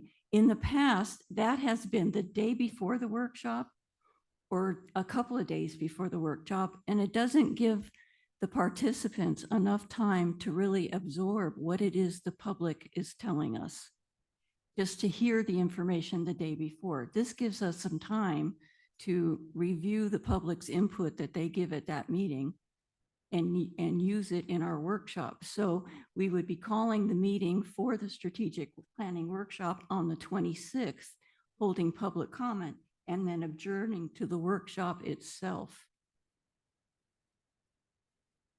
on the March 4th. So Right. it gives a week for all of the participants to absorb that final public input. And likely there's not much we'll hear on the 26th that we hadn't heard earlier, but we may find new things, and whatever is new, we'll take that into consideration. But rather than having that as the only public input opportunity. Which it has been in the past. We want to give the public more input. Okay. Vice President Yeah, Gray. thank you. Yeah, thank you, President Dean. Yeah, actually, this discussion cleared things up a little bit for me because I was confused by the description of 2 public input sessions, as it were. It sounds to me like there's a primary process of getting public input, which starts on the first board meeting in February, where you not only get public input at that meeting, but also invite people, publicize the opportunity to give public input in writing on the website. So that seems primary. I don't know if we're confusing people by saying there are two public input sessions. I understand the need to have public comment at a meeting, obviously, but it does seem to me to be a little confusing the way it's described. I mean, I think the purpose of it, what we're trying to do here is great. I just don't think, I wonder if people will be confused by saying, when is public input? When should I show up? When should I comment? And what would be, the deadline or whatever? It may be some clarity might have to be offered to that. Yeah, well, when we the put process. this into action, I think as Yeah. as the agendas are posted, it would be more clear. Yeah, I do think in the past we've had, it's good to have a lot of opportunity to invite public comment outside a meeting itself, because up till now, the public input that we've had on those meetings before the strategic planning meeting has been pretty scant. I mean, we've had maybe an hour or two of comment and not much comment in writing. It really is something we need to work on to get a little more, publicity for it, I guess, for people to actually, bring in, give us their views. So I like the starting early. I just don't think, I think we have to be clear that public input portion on the 26th of February is not the primary one or the only one. Okay, so people know that. Well, as worded, that is the Yeah. public input portion of the special board meeting for Yeah. the strategic Right. planning workshop. Yeah. Yeah, Which prior frames to that. adjourning to the actual workshop. Yeah. That will be on March 4th. Maybe we Okay, could just yeah. adjust that so it clarifies that. Mhm. And also the description, one more question about this, and this the best way to describe it on the first board meeting in February says public input session as the primary topic on the agenda. It's not the whole agenda though, but the primary topic. I don't know exactly what that means. We'll still have other items on the agenda because it's a regular board meeting, right? Yeah. Director Farmer? Yeah. Yes, thank you, President Dean. So it was alluded to earlier in the meeting that the general managers, letters to the community are the #1 item that's being read on Cambria CA. And just a moment ago, it was mentioned that, well, the information on the strategic plan is going to be on our website. It would seem to me that we should take advantage of, other areas of communicating with the public. In Cambria CA, it sounds like more eyeballs are going there. Yeah. So that I think that would be a really good idea, and to encourage folks from that. from that opportunity, with that opportunity. Okay, so if there's no more questions from your lights. Oh, just a suggestion following up on what the Director Farmer is saying. I think we almost were talking about a comment period that starts at one point and ends another point, and that people can offer their views all through that time. All through Make that time. Make that clear to people. I think that would be very constructive. I think Yeah. this is a great update of the whole process too, though. I mean, I like the spacing out of the progress reports. And I think going to an annual review, I think we'll have more effort focused less frequently, and I think we'll be much more effective because so this committee did a great job. Thank you. Public comment, Lauren?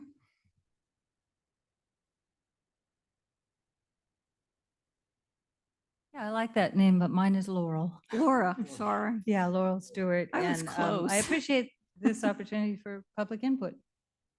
And I simply want to say I'm in full agreement with your recommendation of Dick Clark, having worked with him on other projects. I know his enthusiasm, particularly his enthusiasm having been approached on this, and he'll do a great job. Thank you. Ms. Heinrichs, I think you had not on this one though, I guess. 8A. No, you're 8D. Did you want to make public comment on this anyway? No? Okay. Do we have anybody on Zoom? Yes, Jeff Wilson. Hi, thank you, Ms. Dodson. Thank you, President Dean. I may have missed something and I apologize if I have in the process. And I think, Michael, you and I have talked about this before, but trying to understand where the budgeting process fits into the annual and strategic planning process. Obviously, getting things done requires money. And my experience says the planning process has to be joined at the hip and aligned with the budgeting process. So if I missed how those two things come together in those two mechanisms, I apologize. But if not, I certainly encourage that to be integrated into the overall process. Thank you. Thank you. You have any more public comment? And no. Okay. Do we have a response for that? That is one of the objectives of, to create that linkage by establishing the timing. And I guess beyond that, I would ask the general manager and administrator department manager if they want to comment, because one of the things we've learned from the Special District Association is the board owns the development of the strategic plan. The general manager owns establishment of the budget to execute that plan. And so I look to you to define how you see that linkage. While I appreciate the delineation, I still think there's the ability for both sides to talk about that. And so I think the dialogue is important. And, while it's up to us to try to figure out how to execute it with our dedicated staff and well-trained staff, I still think there's the leeway to engage in that dialogue and on how it's going to be done. And all of staff participates in the workshop and has a say on whether these things that we're proposing that they do are practical or not. And Vice President Gray. Yeah, thank you, President Dean. And maybe to follow up on the question about interface with the budget process, is the timing of this calendar good? Is it optimal for the fitting into the budget process? We're winding up in March under this, like the first board meeting in March. Does that fit well with is it early enough, I guess, to inform the budget process for the coming fiscal year?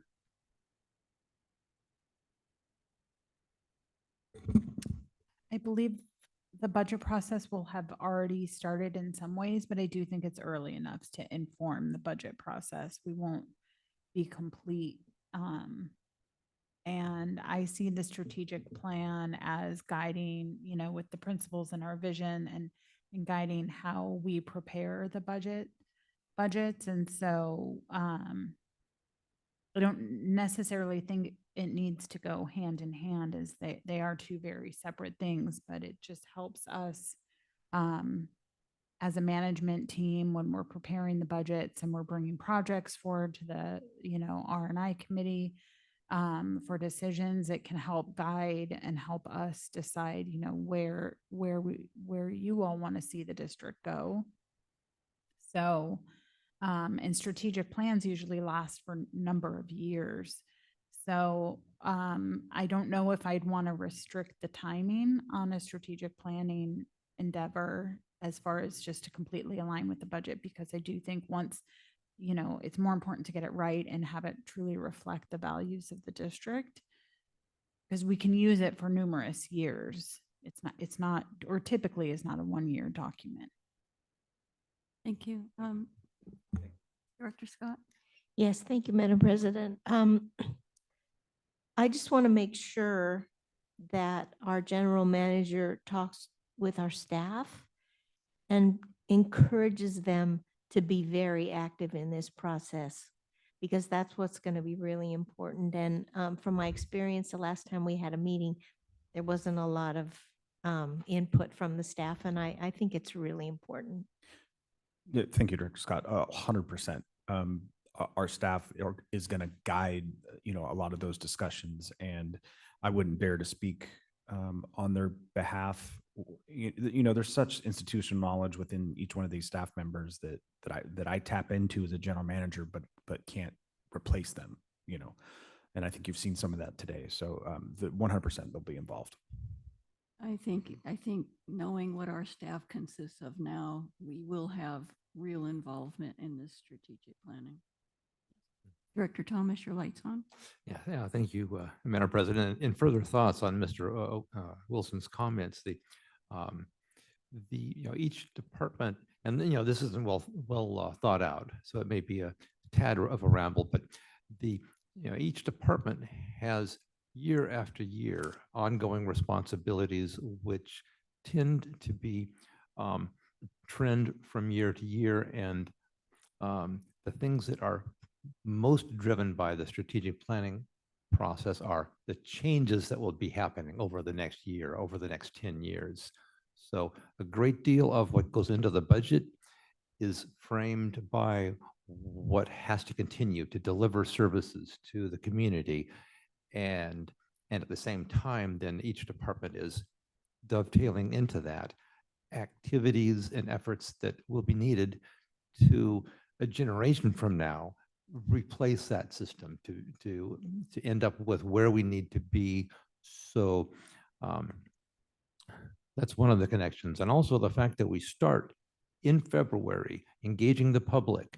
Every one of the department managers will be listening into that. We'll have that compiled information within a week, I believe. So the department managers will see that mid-February as they're beginning to prepare their budgets. So the thought process and the input to the department managers will be coming well ahead of the meeting where the board approves the plan.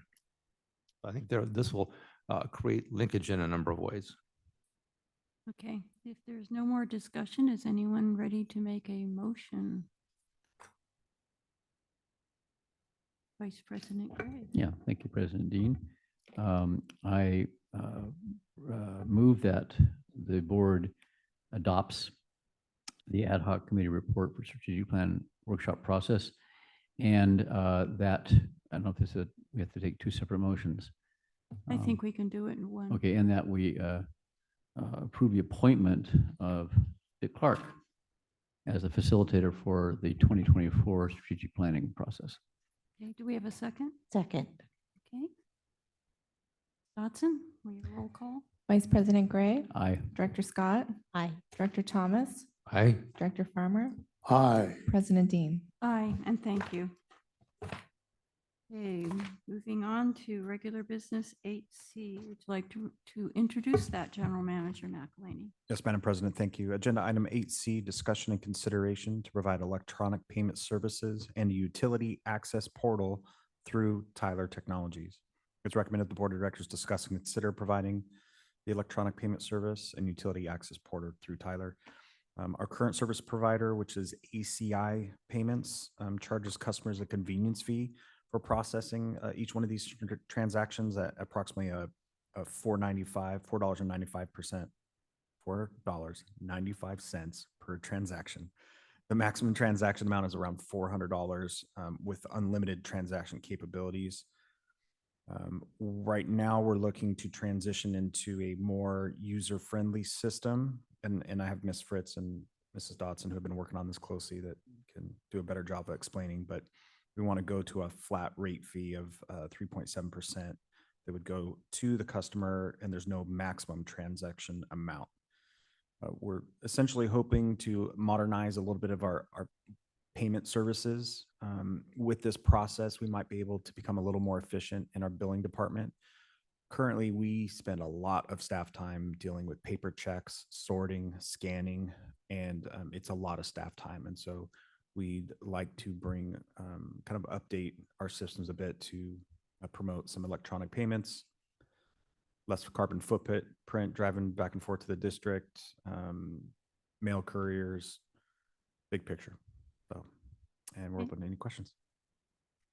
Yeah, I'd just like to add that, you know, we've been looking into this, we've been listening to the public, our customers as they come in, wanting the ability to make credit card payments in office, which this will give us that ability. We would have a point of sale machine in the office so people can run credit cards, which is, you know, something that people have been asking for a really long time, as well as a much easier interface on our website for people to be able to pay their bill. And aside from those who may not take advantage of the electronic payment option for whatever reasons, they're more comfortable sending in their checks or whatever, there's the functionality since this vendor that we are recommending to go forward with is one that we already use for our financial software, Tyler Technologies. There's a customer portal that our customers will be able to log on to. Anyone would have access to the portal that has an account, that can see their usage and they can see their prior payments and all of that. So that's very exciting, just the amount of information and moving kind of into the age of technology where people can see all of those things. So that's kind of aside from just the ability to make electronic payments. And Ms. Dodson and I did get quotes and meet with probably 5 different vendors. So we really did our due diligence. We looked around, and an exciting thing for me, for my staff, is that people who do pay electronically, this automatically feeds into their account and automatically credits their account in our Tyler Technology systems, which General Manager alluded to. It takes a lot of time for our staff to do all of those payments, and we are open for any questions. And we do have Tyler on Zoom to answer any questions if you Oh need. my gosh, have they been waiting all this time? Oh, sorry. Okay, do we have any questions from the board? Director Farmer. I'd just like to quickly ask, because over the years I see members of the community coming in with checks, and or they'll drop them off at the drop box outside. So what percentage of customers come by the office, drop the checks off, or bring them into the office? Or I'm assuming there are some people that, for whatever reason, are still paying cash. What percentage of people are still doing that, and how will we be able to make their lives a little bit easier? I don't have the exact percentage in front of me. We have been doing, giving analytical data to Tyler to figure out, but we're more looking at the dollar amount, the total dollar amount that people are paying. People definitely do still come in with cash. People come in with checks. And I anticipate that people will still be doing that because that's just what they prefer. We also have people signing up with their bank and doing their bill pay through their bank. All of those will still be options. Along with this, we will be doing, and Tyler does give us materials to do like marketing campaigns around this with the community, just explaining to them the portal as well as the electronic payment options. So we can educate the community and let them know that this is a service that we now have. So once we implement, if we, get approved to go with Tyler and we implement this, you'll see a lot more education campaigns trying to get more people to sign up for electronic payment. All right, thank you. Vice President Yeah, Green. thank you, President Dean. Yeah, question about, I just want to make sure I understand what the electronic payment is. There are two, obviously two kinds. One is you use a credit card, and the other kind, of course, is getting a direct payment out of your bank account. Is it both types covered under this program, under this system? The direct payment from your bank account as well as credit card? Yes, but Yes. maybe Tyler can jump on and Yeah, speak to I've got that. a question about And that. then also, the utility manager wanted me to point out that people would be able to see their consumption on the portal as well. Okay. Is Tyler there? Is it? Yeah. Yes. Thomas is here from Hi. Tyler. Is that Hi. okay? Can you hear Yes. me? Yeah, we can hear you. Excellent, excellent. Yeah, so both of those types of methods would be available. Bank account and routing number, which is sometimes called ACH or automatic yeah. clearinghouse. Yeah, and then also the 4 major credit card brands, Visa, MasterCard, Discover, and Amex technically. And so they would all be available. You can do auto payment, so people can sign up for an automatic payment withdrawal, or they could do one-time payments if they'd like as well. We do see that the auto payment really cuts down on late fees, shut off type situations, just because it's happening. And it's really beneficial to do like a credit card on those because there's a accept or a decline right at the time of transaction. And there's no delay with a bank, receiving like an NSF or something like that. So it's more efficient for staff time. So my question is, in my experience as a bill payer, when you do direct ACH type of payments, there's no charge to the payer. And I see a 3.7% fee to the customer for all transactions. Would that be applied to the ACH payments? ACH or a flat fee? I apologize. I'll look at the rate sheet that you have. It's $1.95 flat fee per ACH that goes through. And usually what will happen is, especially if like a larger bill payer is in there, if it's not in there, I apologize if it's not on that rate fee scheme. But yeah, it doesn't have the scalable percentage like credit cards do because of the costs that Visa, MasterCard drop, right? They scale up as well, whereas the ACH does not. It's just the service, processed through it.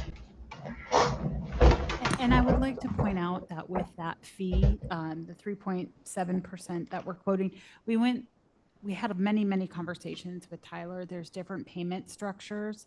And so what we're presenting to you and what we wanted to implement this with is passing all the fees along to the customers who are using electronic payment. There are different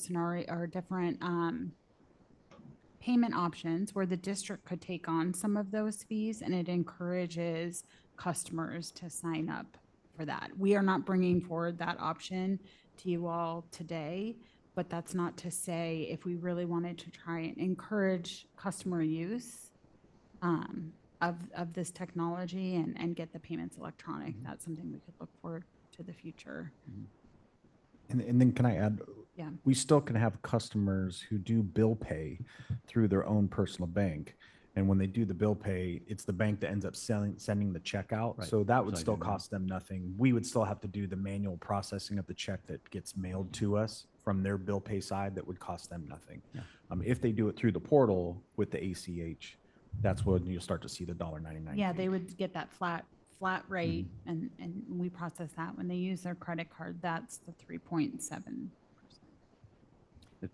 Just to follow up just briefly, I think what you, Ms. Fritz, pointed out the possibility of on the ACH payments, especially of maybe us, if it really is going to encourage a lot of people to stop the paper payments and save us money and staff time, then it might be in the district's interest to basically to assume that small $1.95 fee if it's going to work. I mean, I guess I look forward to seeing a proposal. This is a good start. I look forward to seeing a proposal, though, to some analysis that shows that we could actually save some money by having what I think is sort of the standard practice with ACH, which is free to the payer.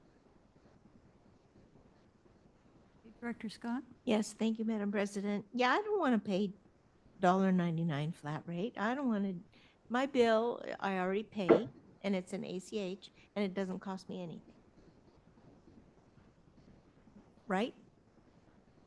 Not for here. Yeah. Not if you're paying your bill here. You're No. getting charged. No, Maybe I'm- to other utilities. No, okay, so, yeah, so right now, you guys take money out of my checking account. Doesn't cost me any fee. Mm. So what you're saying now is that there's gonna be a flat fee of $1.99 for me. Thomas, do you? Oh, yeah, no problem, though. I'm not sure If- if it's the same payment type, so I don't want to misspeak. Yeah, it's not. So if you were to go sign up on this website with your bank account and routing number, not do your bill pay that's now, yes, there would be a $1.95 fee per check. Well, Right? mine isn't bill pay, it's, you guys take it out of my checking account. Yeah, that's Right more now. than likely a back office ACH type process where they have your information Yeah. and they send it off in the bank. So that's not gonna cost me $1.90. That will I would have to talk to Miriam. I should have had some foresight to have her on Zoom, but so I don't know if that will still be in place because I'm assuming she's doing that through Tyler, but I'm not quite sure. Okay. I think the point that Vice President Gray was saying, if you tell people who are doing what they're supposed to be doing now, that you're going to start charging them $2 to change over to this, it's not going to be a good thing. And even though it's like $2, it's still not okay to charge them the $2 when they've been doing what they should have been doing all along. My opinion. Yeah, and I'll have to double check and see if that's if what you were doing now is still going to be available. Yes, thank you. Director Thomas? Yeah, thank you, Madam President. And yeah, I have the impression from what I'm reading that that's a decision that can be made in execution of this. And this looks like a great improvement. The fact that 5 vendors were evaluated, the integration is going to save money to the district. The utility access portal will make it easier for customers to see, and they'll have a number of options for payment. We obviously need to work out this detail where we're not increasing a fee to the customers. That's not going to fly. But And beyond I that, have an update. Miriam's listening and she's texting me Yeah. and she's saying that we have our own direct debit program, so you would still be able to do that. and so I was thinking of a motion, but it occurs to me that we're not ready for that yet. So, Has anybody else on the board got a question before we go to public comment? Just one more question. The direct debit program, how is that different from what's being proposed here? It's actually separate. Yeah, It's a so separate process. this allows us to take credit card payments. Okay. So direct debit is really an ACH program? It is. It's a separate program that happens through the back office software. And so it's a process that's run where your staff collects a bank account and routing number through a method, usually a form, and they store that in the back office software. What the website will be able to do is let people sign up themselves to use that method so they could use an ACH transaction. But you already have a separate process in addition to that, and that won't change. You'll still have the ability to do both. So it gives your customers more options. As well as the portal, which is a huge benefit. So there's more than just the electronic option component. And I feel this is providing our customers with more options, and you will still have that option. You can still sign up for bill pay through your bank if you want to, which is so, and we will have marketing and we'll have educational materials to explain. It does get a little confusing. Thomas has sat with us for a lot of hours trying to explain everything to us. So it's going to give us more options, as well as the usage information and all of the customer's own ability to go online and see their accounts and see what's been happening, how much they've paid, how much they owe. It's just a lot of, so it's more than just the electronic payment option, as well as the ability to come into the office and pay with a debit card or a credit card, which is something that people have been asking for, and pay for other fees outside of utility bills, such as Betts Hall, all different types of fees.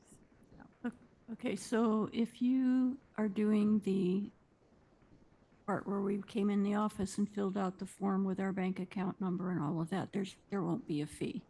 But will we be able to go on the portal and see our usage, or is that only if you sign up through Tyler? Thomas, you can correct me if I'm wrong, but I think every customer will have the ability to sign in and create a portal account. Yes, and they can see the consumption, absolutely. So the answer is yes. Okay.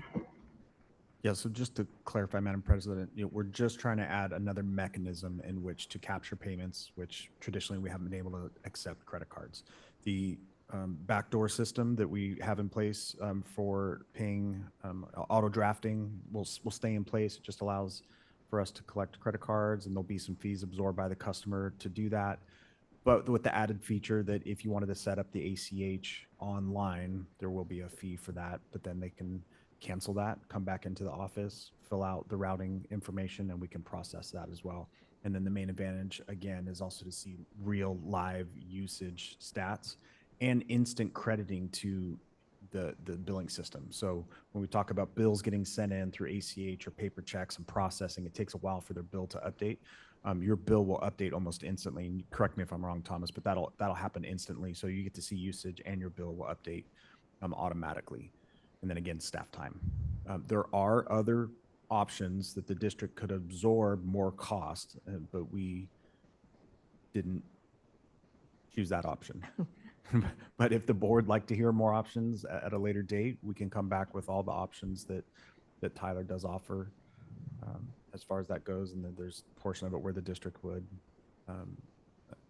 absorb some of those fees or all the fees. It makes sense since we're already working with Tyler. Director Scott? Yeah, and I don't want you to think that I'm that cheap, but I do think that this system is a really good one. And I will ask this question. So when we do what we do now, does that cause you more work?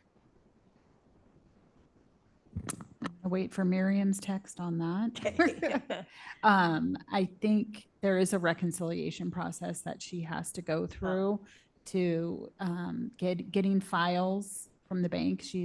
Yes, because we manually add payments. So yes, she has to manually process that. And I think there's, she says one by one.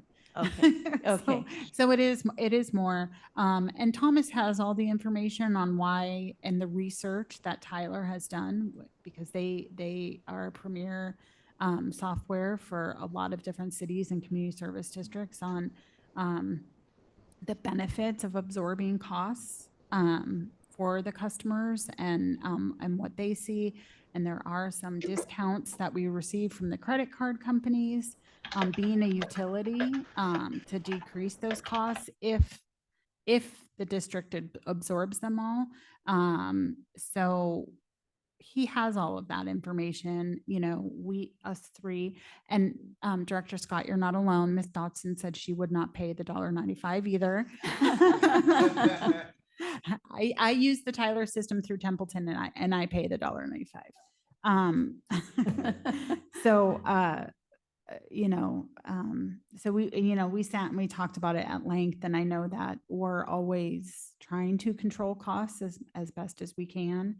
And so, but I mean, Thomas can go into those benefits of, he has all of that information and has educated us on it.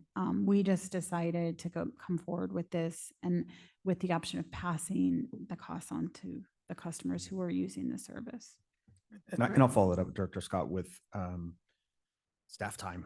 It's a lot of staff time, so I've seen Mrs. Orozco and our administrative assistants up front, and just one by one with the paper check, and it just seems a bit archaic. And so if we can modernize that, the amount of efficiency we would save in the administrative department just to start going into other areas that we could work on and improve, that's the main push here. No, not at all. I would never do that to your face, Director Scott. To your face, whoa. Okay, Director Farmer. Yeah, thank you, President. I just wanted to point out, because both Ms. Scott and Ms. Dotson are in agreement that they wouldn't pay the $199. I believe they're both born under the sign of Taurus, and that that sign, they are more concerned about, I'm going to keep track of every penny. So I just wanted to make that observation. Thank you. Okay, do we have any public comment? Yes, Tina Dickinson, followed by Elizabeth Bettenhausen. Okay, go ahead, Ms. Dickinson. Well, I am still not exactly sure what's going on here. I pay my bill to the CCSD. It's electronically done through my bank. I pay all my bills that way, and I do not receive a fee for doing so. So I want to be absolutely sure that the way I've been doing this electronically, which I thought was helping the district and helping me, was going to be the same going forward. And I have a question. What percentage of ratepayers are paying their bills electronically at this time? I'd like to know how many people are actually using this service, which is so easy. And it would seem to me that there should be no cost, additional customers. I want to be absolutely sure of that. Please answer that question. Director Scott asked it. I'm not clear what the answer is yet. Okay. Ms. Dickinson, if you keep paying through your bank, there will be no charge. And we have 3 different electronic payment types, and the one that you are choosing has no charge, and that will not change. Thank you. And you have one more online, Ms. Dickinson. Excuse me. You have Dr. Bettenhausen. Yes. Sorry. And then we have a member of the audience that wishes to speak. You want to go ahead? Go ahead. Thank you, Madam President. The general manager just said something that we want to move out of the ancient, that was not quite his word, but the ancient processes and up into the present modernity. I want to know why, but I just heard an answer to my question. My current method, which has worked fine for 21 years, will not cost me a penny more than I already owe in rates. And I understand that, but you are pulling off. I mean, my big question is, how much of this is AI? And I'm joking, of course, but maybe I'm not. How much of this is the confusion of high-tech industry with customer well-being? And I find it that massive questions have been asked by you all, and you're going to vote now. I think it's a sorry mistake when an issue such as this is not postponed until you come back so that the finance manager can answer clearly and succinctly every single question that you have, and not pull up simply the Zoom man whom I could understand very little because it's on Zoom. So I please don't zip through this because it's modern. AI is modern too, and that has a lot of problems attendant to it. But sometimes the old way, continuing, is the very best way. And that is what I have to say. Thank you. Thank you. Okay, Ms. Stewart.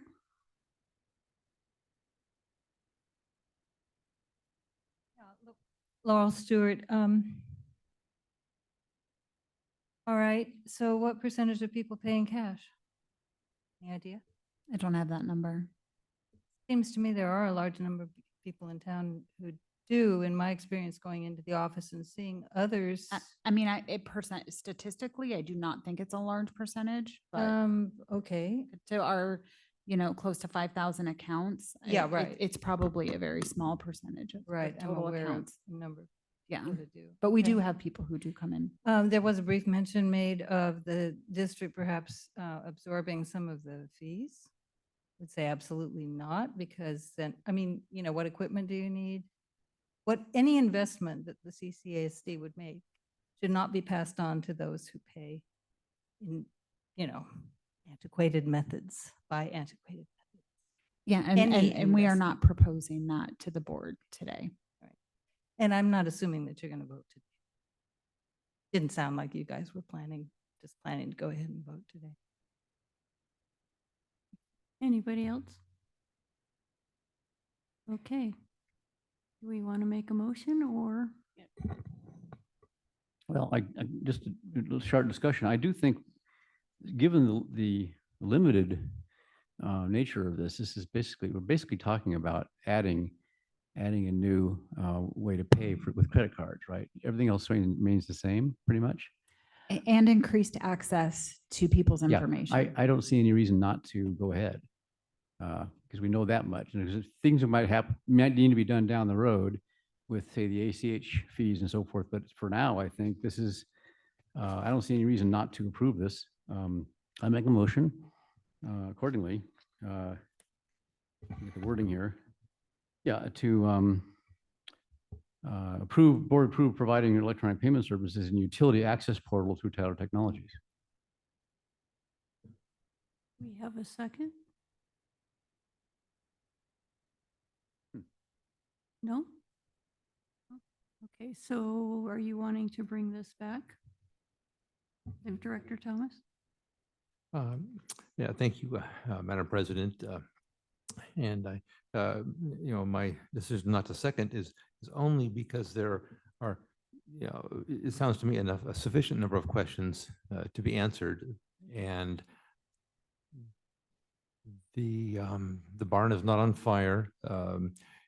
If we bring this back at a subsequent meeting, it doesn't sound like we have any major losses to the district. It would probably not be that difficult to provide answers to the few questions that are here and make it clearer, because what is proposed will not remove any options that already exist, and will not increase expenses for those who choose to not make any changes. And there's been some ideas kicked around about how and who pays for any fees that do occur, and it seems like there's enough interest and energy to get those answers. So it's just that we bring this back in the future and address it at that time. Okay, did you have something you wanted to say? Yes, Madam President. And again, board decision. Tyler's online and he can show you the three options on a PowerPoint on the screen that we could choose from. They would give you exactly what it would cost the customer, the district, and the blended option. There was a hybrid option. Yeah, but I just want to say that the staff report before you and the decision before you is the option to implement this portal and pass on all costs to those who choose to use the electronic payment. Through discussion, I mentioned, and maybe I muddied the waters a little bit by mentioning that there are other options to pass along those costs. Those are not what are before you today. So this staff report is for you to approve us moving forward with this payment and utility portal that provides information to the customers about their own account, without passing the costs on, or with passing all the costs on to the customer. So I just want to clarify that there's no option before you of absorbing costs. Director Scott? Yes, I have just a question. So you have a bill for $800 and now you have to make two different payments. But if you have a bill of $800 and you're going to be charged a flat 3.7%, that's $29.60. That's a lot of money. So I don't know. That's why I didn't second either. I think that's a lot of money.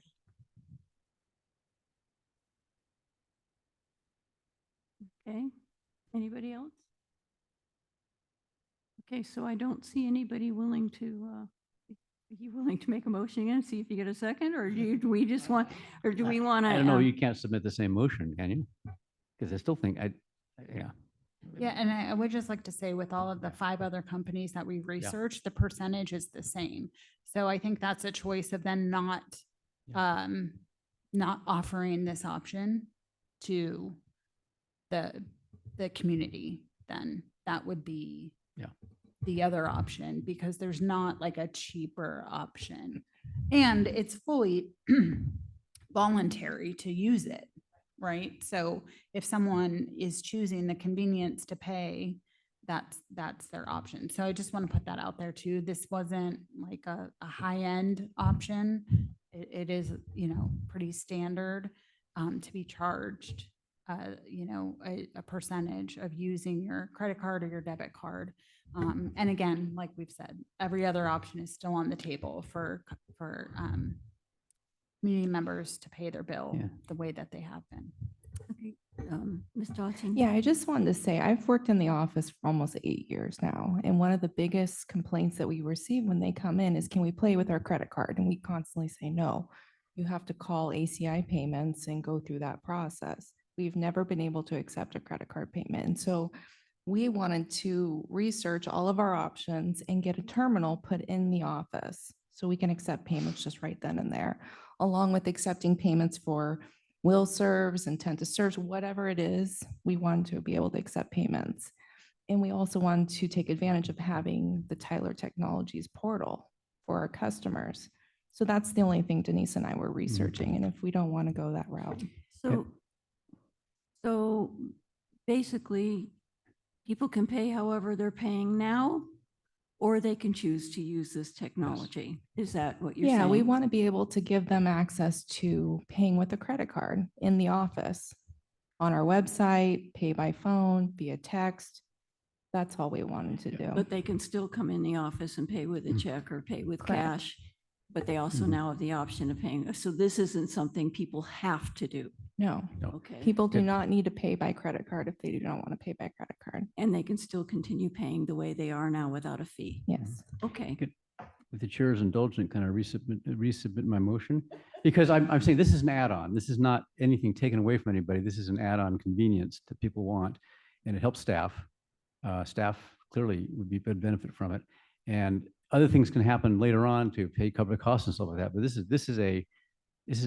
a positive, because there's nothing being taken away and nothing being spent by us. Well, the motion's still on the table. And Well, it didn't get a second though. It didn't get a second, Didn't so get a we have second. to redo the And I motion. would like to clarify or emphasize too, one of the other big complaints we have, besides not being able to pay in office, is the lack of transparency with people being able to see their usage. Right. And this provides that as well, which is huge. And I know Jim is very excited about it. As well as some of the other functionality that we can add on with this, which is about giving customers easy access to their information regarding their utility accounts. So could I offer an amendment?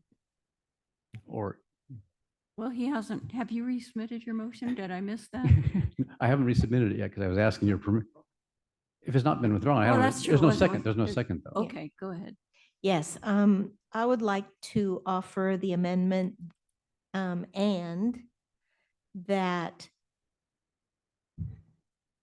ratepayers at this point can continue to pay their bill the way that we have. And if there is a change to that, that it comes back before the board. That's satisfactory, certainly. Okay, Is there a second though? I'll second that. Second, good, thank you. okay, Second with the friendly amendment. okay. We'll do a roll call and then I need to extend the meeting. Vice President Gray. Aye. Director Scott. Aye. Director Thomas. Aye. Director Farmer. I'll be honest with you, and I know it's supposed to get a yes or a no, but even though Director Scott, I figured I'll vote the way she did. but I'm still a little bit confused by it all. So I'm just going to abstain. Thank you. President Dean. Aye. Okay, so we need to extend the meeting. We still have one more agenda item and we have closed session. So can we extend to 4:30? Aye. Aye. Aye. Is that okay, Director Farmer? Okay. Okay, we're going to extend the meeting to 4:30. So would you like to introduce agenda item 8D, General Manager McElhaney? Yes, Madam President, thank you. Agenda item 8D, discussion and consideration to approve a deed restriction as a part of the requirements for grant funding for the East Ranch Community Park Public Restroom. Approve an intent to serve letter and amend the park master plan to allow for water using restroom design. It's recommended the board discuss and consider and approve a deed restriction to be recorded on the title of the Fiscalini Ranch as a condition of receiving grant funding from the California Drought Water Parks Climate, Coastal Protection, and Outdoor Access for All of 2018 Park Bonds Act. Formally approve the issuance of an intent to serve letter to allow the restroom to receive potable water from the CCSD's water system and approve a change to the community park master plan to allow water serving restroom designs. And I have our utilities manager and Mr. Reaper here to answer any questions. Good afternoon, Madam President, Board of Directors. Before you are 3 items, all closely related that have been wrapped up into one. The first is the deed restriction. This deed restriction is a condition of the grant funding from the, I'm going to say it again, California Drought, Water, Parks, Climate, Coastal Protection, and Outdoor Access for All of 2018 Parks Bond Act. The grant funding would provide roughly half the cost of the installation of the public restroom. The deed restriction brings the allowed uses of the property in line with the goals and mission of the 2018 Parks Bond Act. The second item is the intent to serve letter. The bathroom design approved by the board at the May 20th, 2021 meeting was a water using design and as such requires potable water for its operation. The most economical source currently for this bathroom is both in money and in terms of climate impact, is the CCSD's potable system. This requires an intent to serve letter formally issued by the board. The third item is the amendment to the Community Park Master Plan. The Community Park Master Plan, as it currently reads, calls for a waterless design of bathroom. Obviously, the design approved by the board at the May 20th, 2021 meeting was a design that required water. So we have to amend the plan such that our plan is consistent with what we actually install in the park itself. And just to get ahead of things, I'm going to talk about water and the water use that this bathroom is expected to generate. So the staff report outlines the reason the impact of the CCAC's water system is going to be less than stated in the Master Environmental Impact Report. There are a couple of things to this. One, the report from the Master Environmental Impact Report was from 2009. So it was using data from before that when the plumbing code was different. Well, water conservation measures since then have improved somewhat. The other thing is there are some mitigation measures associated with using a water design or water using bathroom, also mentioned in the Master EIR. And those include closing the restroom at stage 4 and above, switching to temporary toilets during drought conditions. The other thing is that the use numbers do not reflect the fact that, similar to adding an extra bathroom to your house, where you're just spreading out the water use between an additional bathroom, that's kind of what's going to happen here. We're as adding an additional bathroom, so people are going to either use that one, the one at their house, the one at Shamble Park, the one at the state parks. So it's really not going to add a huge amount of water. We're talking maybe, just the water for the cleaning. That's going to be the additional that's going to be added. And with that, I'm open for any questions. Are we still looking at non-potable water for the toilet flushing? So the design that was approved had the option to, at a future date, plummet so that non-potable could be used for flushing the toilet. Okay. Anybody else on the board? Yeah, a quick Right. question. Oh, sorry. Yeah, so it does state that non-potable water is unavailable at the park. So I just want to get clear on that because we had been told that you could use non-processed water, I guess, out of maybe SR1. So that's not available, right? So you are correct. Yeah. There is non-processed water available. However, it still counts against our Santa Rosa Creek allocation withdrawal. So we would be unable to use that during times of drought. Okay. So in a sense, it would be kind of 6 and 1/2 dozen the other. If you're taking non-processed water out, this is equivalent to taking potable water from the system. Okay. That is correct. Yeah. But not only that, but you're adding an additional system that's going to require different parts because it's smaller. It's going to require its own maintenance, and that's going to add to the cost. Whereas if we just tapped into the potable system, the whole entire system's already in place. Okay, Director Thomas? Thank you, Madam President, and thank you, Mr. Reaper.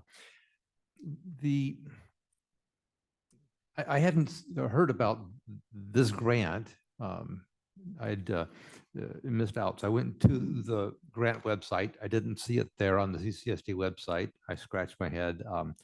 So I go to the California, well, I go to the website of the state grant, and they, on that website, all of the projects that have been funded are listed from the 2018 act that was passed. And it shows that all of the 254.9 million has been granted. I looked through the list and there were no San Luis Obispo County projects. We weren't on that list on the state website. So I brought this to the attention of the general manager and the boardwalk. I would just like to check, do we really have this grant? It is my understanding that we do. But of course, my question goes beyond that answer, right? Right. We're going to be continuing to do some research on the back end. This grant was prior to Mr. Reaper's arrival, my arrival. And so knowing the information that you shared with me in the boardwalk, we're going to go back and find where those monies. I don't believe it's hiding in our budget. It hasn't been given to us yet. This is a reimbursement grant. Correct. That's So right. you get paid, you get reimbursed for several Right. stages going through putting in the construction of the bathroom. Of course. It's not we get the money ahead of time. It's we spend some money, we submit the invoices, we get reimbursed. Of course. Yes. Right. 2027. Madam President, Oh, yes, Tim. I did want to know, we have a fully executed grant agreement that's been signed by the Department of Parks and Recreation for the state. Oh, good. Okay. If Thank I- you. Yeah. Vice Yeah, President Gray? President Dean, yeah. If I'm not mistaken, and you can correct me on this, it was called a per capita grant that was distributed to to a certain amount of money to all agencies, basically, including us. And we in 2021, and we took advantage of that grant for this restroom. So I think that was the same. Is that the same?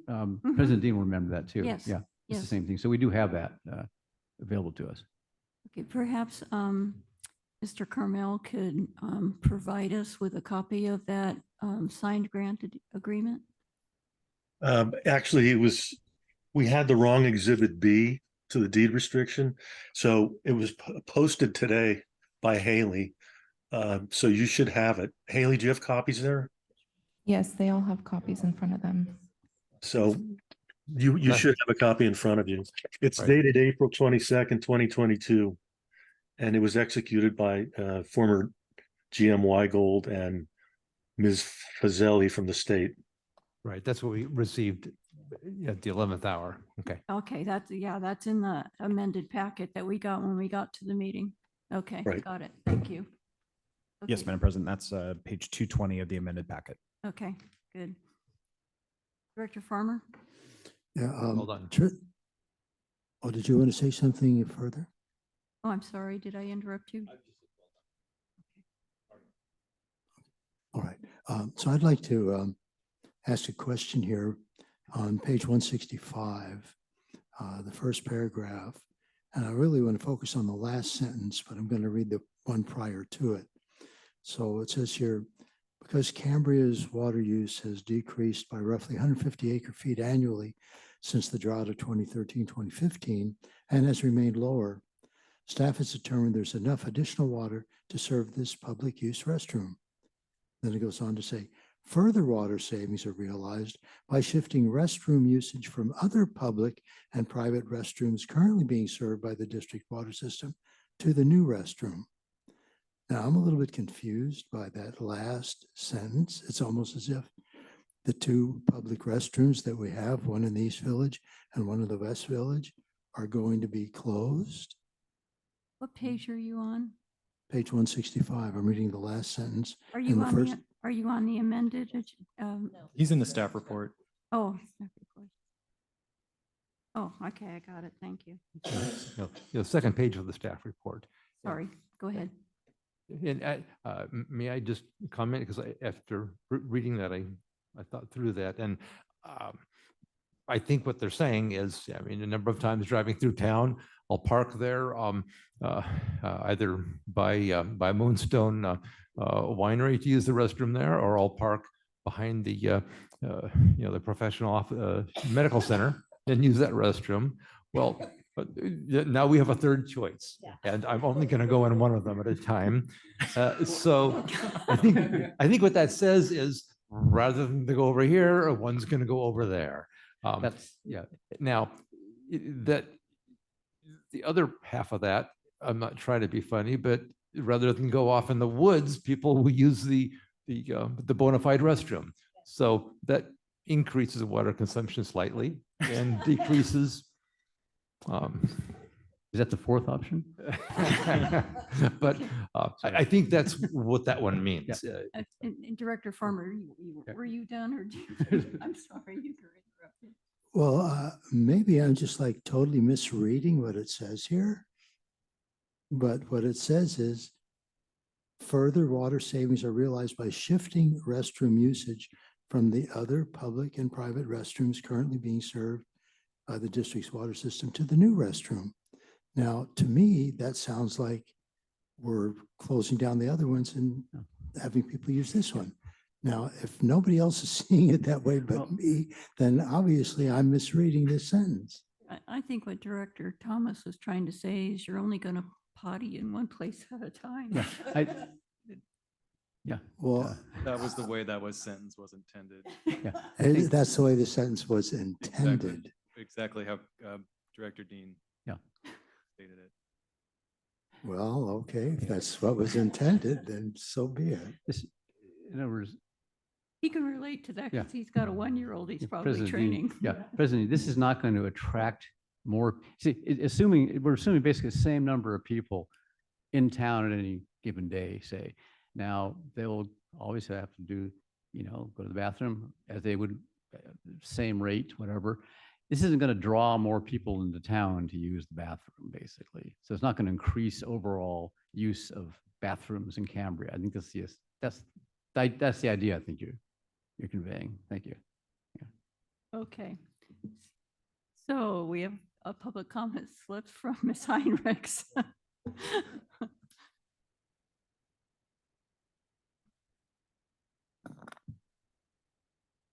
Let's see. Thank you. This complicated item requires changes to the community park plan to allow the restroom to use potable water. I suggest that you watch the Coastal Commission's meeting yesterday, items 16A and B, to hear the Commission's concerns about Cambria issuing and the county approving new water uses. Mr. Reaper, you attended that meeting and you have cleverly crafted your rationale to conform to the approvals granted yesterday, and it might work. However, the Coastal Commission was clear that new water uses are unlikely to be approved. If you insist on adding new water uses to the park and to the skate park, you are likely to be disappointed. The Coastal Commission is not inclined to approve them and is frustrated that the district and the county continue to approve them. At yesterday's meeting, they said that the county seems to have become more aware of Cambria's water limitations. Please don't prove them wrong. Thank you. Thank you. Ms. Stewart?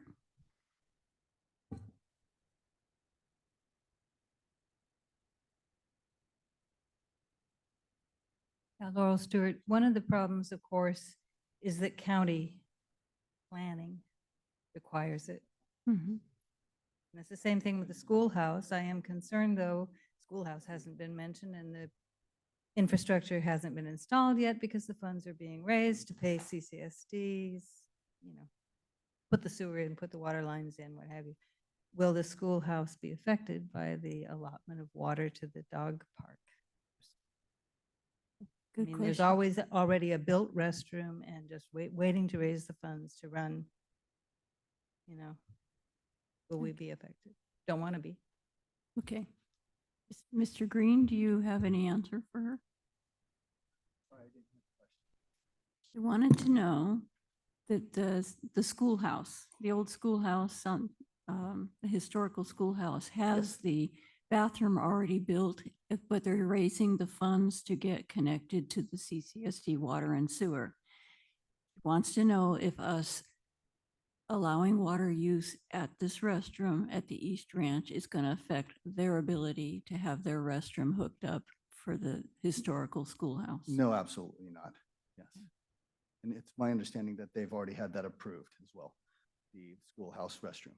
Okay, so it's a matter of they're just raising money Yeah, it's for a it. very small slice of EDUs for that they're, so yes. Okay, So yeah. okay. Did that answer your question, Ms. Stewart? Okay, thank you. We have public comment? Yes, Tina Dickinson, followed by Crosby and Laura Swartz. Okay, go ahead, Ms. Dickinson. Thank you, President Dean. I'm really not understanding a couple things regarding using potable water. I don't understand why, first of all, why we have to have the kind of restroom that you've all decided we need. But secondly, since that's where it's going, why can't the restroom be supplied with non-potable water for flushing the toilet and then a hand sanitizer that is affixed to the wall used for washing of hands, which we see in tons and tons of restrooms?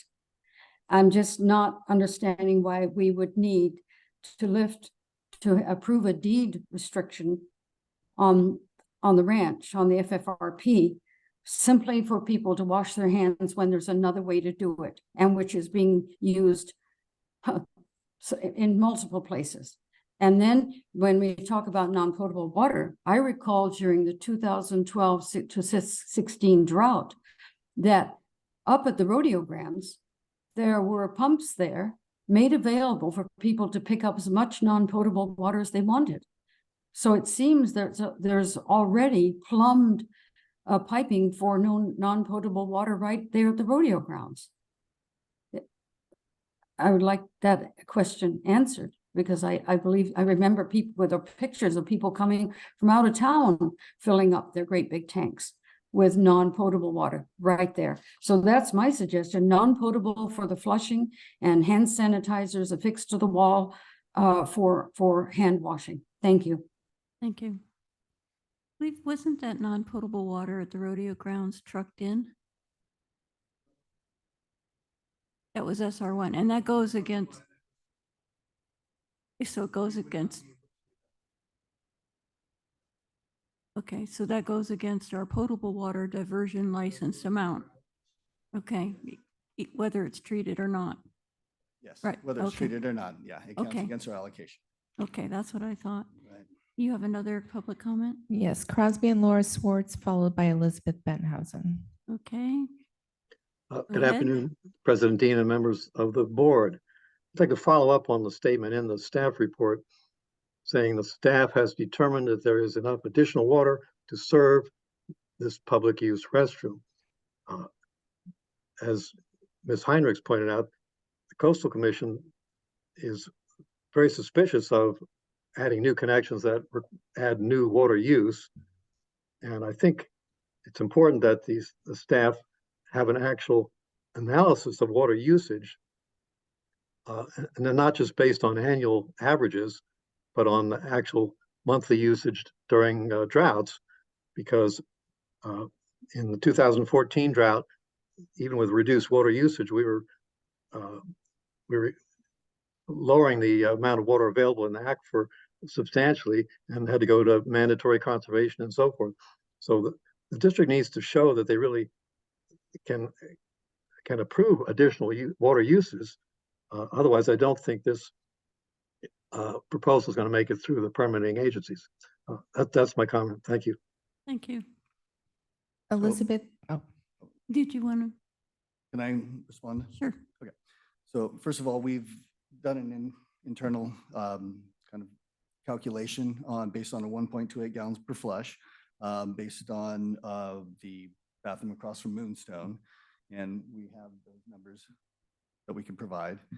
And the Coastal Commission has always signed off on the SEIR back from 2008, which was not parallel with our community master park at that time, but allowing potable water there. So Okay. our shareholders have already agreed on it. So Okay. it would Thank be up you. to you. So. Thank you. Dr. Bettenhausen? I didn't catch when the Coastal Commission agreed to this in 2008 on the SEIR, but that it would have been helpful to have that information along with the information that just popped up today, in addition to the information that we've had for 3 days, or slightly more than that. I have a question. Did the county ask for an intent to serve letter? Or did the county ask that the non-potable requirement be changed to potable? And I want just a clear answer to that. I think that it is premature to assume that the new water source, the new water and use of it at the dog park will require the same amount of water that is used by amplifying a residential bathroom service. I suspect you have more people at the dog park than you have at the bathroom service. I would not use the example of some bathroom unspecified across from Moonstone, because that's either state parks or it's county parks, but it's not CCSD. I think that the action yesterday by the Coastal Commission is very worrisome for those people who think that we can just now move to issuing intent to serves like crazy, because nothing has changed significantly in this issue. This is a new use of water from a new source, which is an old source, namely the aquifer on Santa Rosa Creek. So I find it very confusing to look at 3 sets of documents, all issued at different times and all available to us at different times. I think it's premature, to put it mildly, to approve this. And I ask you to delay it until you get access to all of this information, including the 2008 MEIR, which allegedly was approved by the Coastal Commission. Thank you. Thank you. Do we have any more public comment? yes, Kitty Connolly. Kitty Connolly, go ahead. Hi, Director Dean. So I have a question about the amendment to the community park plan. If you're saying what I understand, although I have to admit I'm coming a little late to this new version of it, is that you're going to use potable water now for all services at the restroom, including flushing. But should in the future non-potable water become available, you will use non-potable water for example, flushing the toilets and urinals. But the amendment to the park plan says a standard restroom dual flushed for potable water would be located adjacent to the park. So my question is, do you have to leave potable in there if it's dual plumbed? What is it dual plumbed for if there's only potable water envisioned in the modified park plan? And you might want to keep in mind that quite a bit of the funding that might pay for future development at the park is for regional parks, which are contingent, or for which you can imagine more visitation than you currently have, which would be more use of the restrooms. Thank you. Well, I guess I'll take some questions one by one. I'll take Dr. Bentenhausen's question. The county, there's no other agencies or shareholders that asked us to bring an intent to serve. This is something we brought internally. We thought that it would need a resolution. We wanted to make it official. That's how this came about.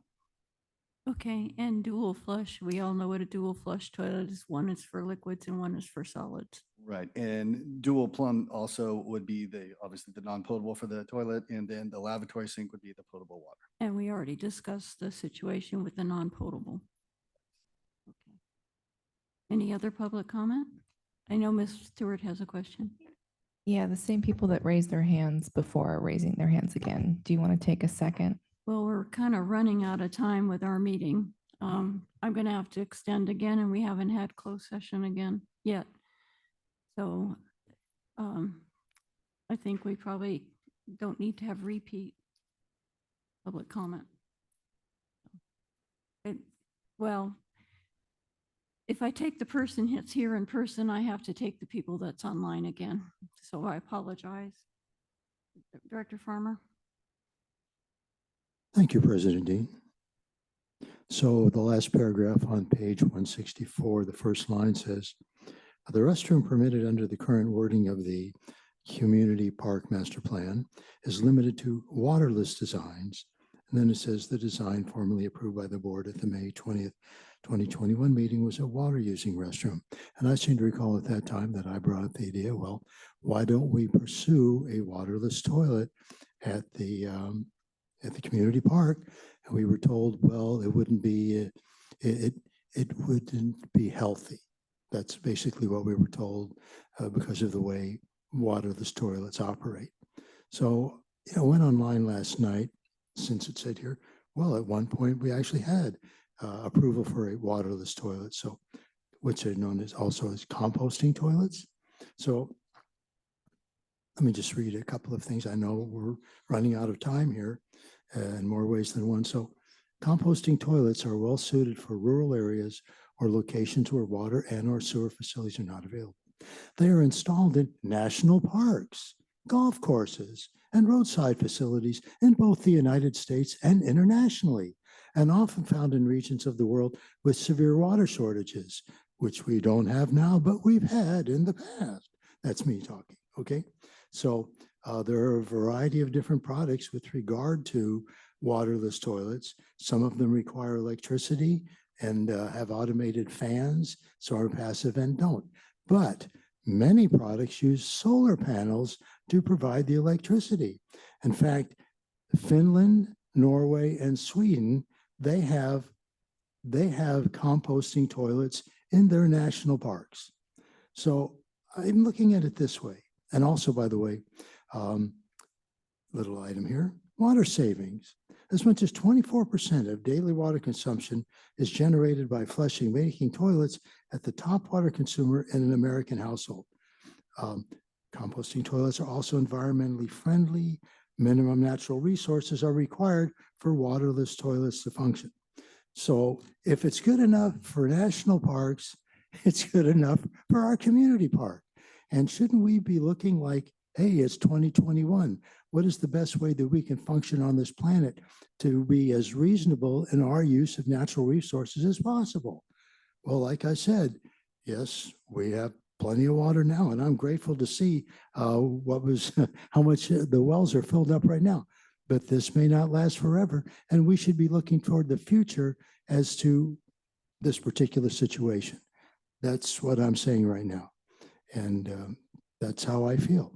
Thank you. Thank you. Do we have anybody ready to make any kind of motion? I just had a question actually for Mr. Green or for, I guess probably for the staff. The restriction on, or at least the provision of temporary portable toilets during stage 4 and above drought conditions, does that still apply? in this Yes. case. It would still apply. So that kind of deals with the issue, the immediate issue, this stressing our system during droughts. Thank you. I mean, yeah. Okay, anybody else? Director Scott? Yes, thank you, Madam President. Can we go back to, we have to have a water toilet there for the county? We do not. We do Okay, not. It can be a composting or non-water. okay, thank you. Makes Does no the difference to grant- me. Just remind you that the bathroom is the nexus of the community park development. Without that, the rest of the park does not develop or does not even begin to develop. Does it affect our grant?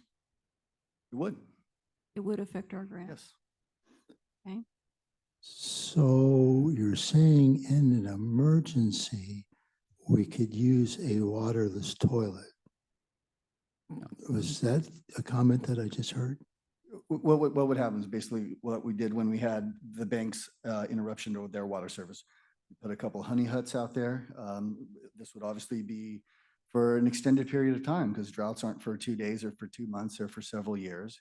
And so just like with a composting toilet or a waterless, we'd have a pit toilet like in state parks. You'd have a truck come out like Harvey's Honey Huts or perhaps our vac trailer that would come out and, you know, vacuum that out and remove it and then process it at our plant. and we did attempt to see if we could bypass putting in a regular restroom and just use ADA compliant portable toilets to develop the park, and the county said no, it had to be a regular restroom. Well, maybe the county needs to be more forward-looking. I'm just going to throw that out there. Thank you. Okay. Do we have a motion? Did you, or Uh, another question? Let Another me question. extend. I don't let want me to ex- extend this too long because, because We need to extend the meeting. It's almost 4:30. I'll make a motion to approve the, I mean, let's see what happens. Make a motion to approve the proposed staff proposal, and I'll read it out. Discussion and consideration to approve a deed restriction. I move that we approve the deed restriction as part of the requirements for grant funding for the East Branch Community Park Public Restroom. Approve an intent to serve letter and amend the park master plan to allow for water using restroom design. That's the motion. Do we have a second? I'll second the motion just so we can get a vote. Vice President Gray, Aye. President Dean, Aye.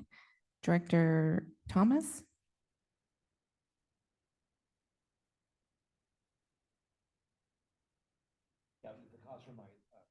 Yeah, the cost for my delay is reflecting the state that, from the comments from Director Farmer and others, it sounds like we should revisit and confirm the nature of the design of the restroom we want at the community park. And there has been a lot of discussion about whether potable water is available and how we can, non-potable water is available and how we can get non-potable water to the East Ranch for restroom or other uses. And that could be a critical factor. And I don't know what it would take to get non-potable water there. We've heard some arm waving and some concerns. So based on the various comments, I feel that we're getting ahead of ourselves. So I'm, based on that, I'm inclined to say no. Director Scott, No. Director Farmer. No. Okay, I need to extend the meeting. Shall we say 5 o'clock? 5 o'clock. Okay? Okay, future agenda items. Anybody have a future agenda item? Madam President, Yes? you can still take the first two consideration to approve the deed restriction and approve the intent to serve letter if you want to, but the deed restriction is important. Okay, and leave off the amending the park master plan to allow for the water using restroom design? Well, I think that was the objection. Okay, so Well, that goes hand in hand It goes with the intent to the serve intent to letter. serve letter. Shall I make a motion just for the deed restriction?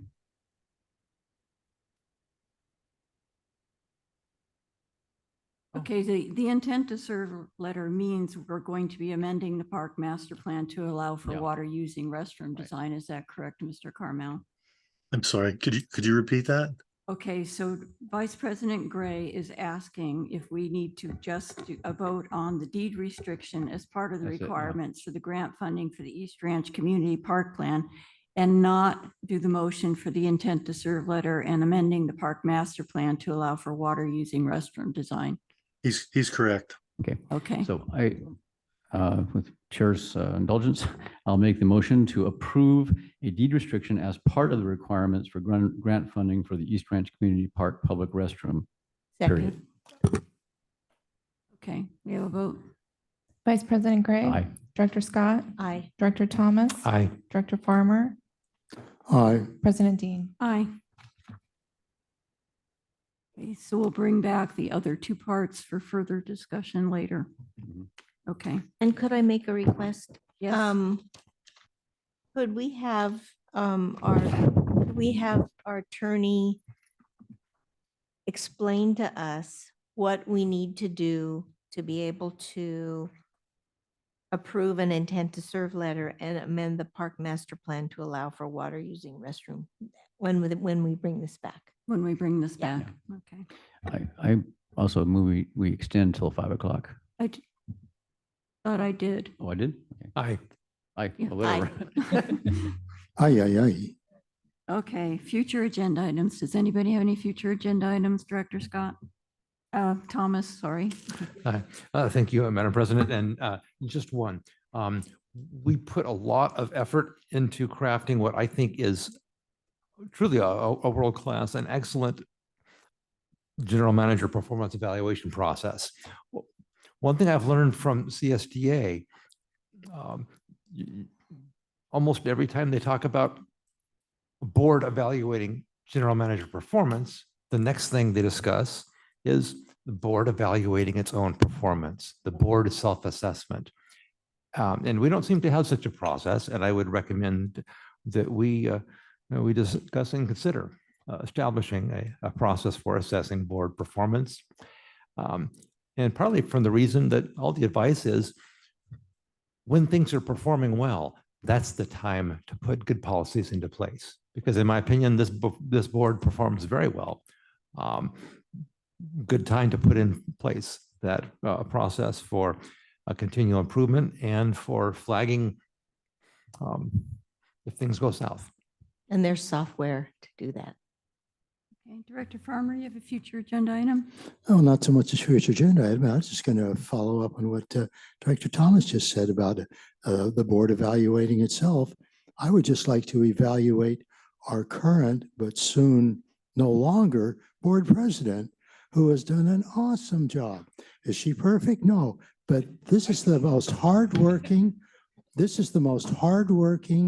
committed, well-intentioned board president that I can remember in a long, long time. She's going to be board president for like another 5 minutes at the next meeting. And so I actually have a gift for her, but I'm going to wait until that time. But I just want to acknowledge right now, I think Karen Dean has done an excellent job. She's had a really good board here to be supportive of her, but you have done a really special job as board president. And I just want to acknowledge that. And I think everybody else on this board feels the same way. Yeah, amen.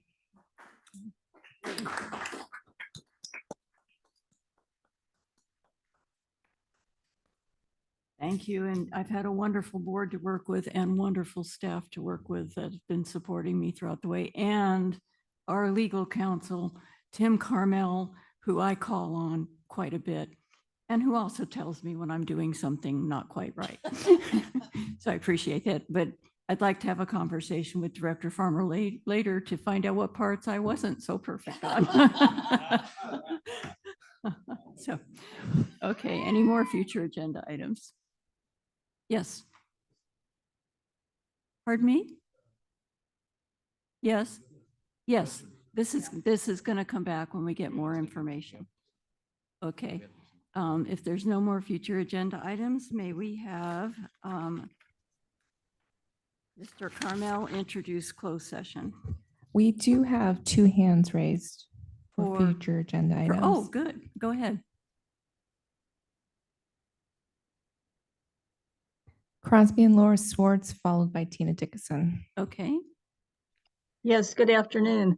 Up until today, Karen, I've been extremely impressed with you. The thing is, for public comment, there's 2 people on this computer, and it was not Crosby wanting to speak again, it was myself. So I felt like I did not have my chance, and I'm not going to take it now. But just so the next board president realizes sometimes there's more than one person at a computer. Thank you.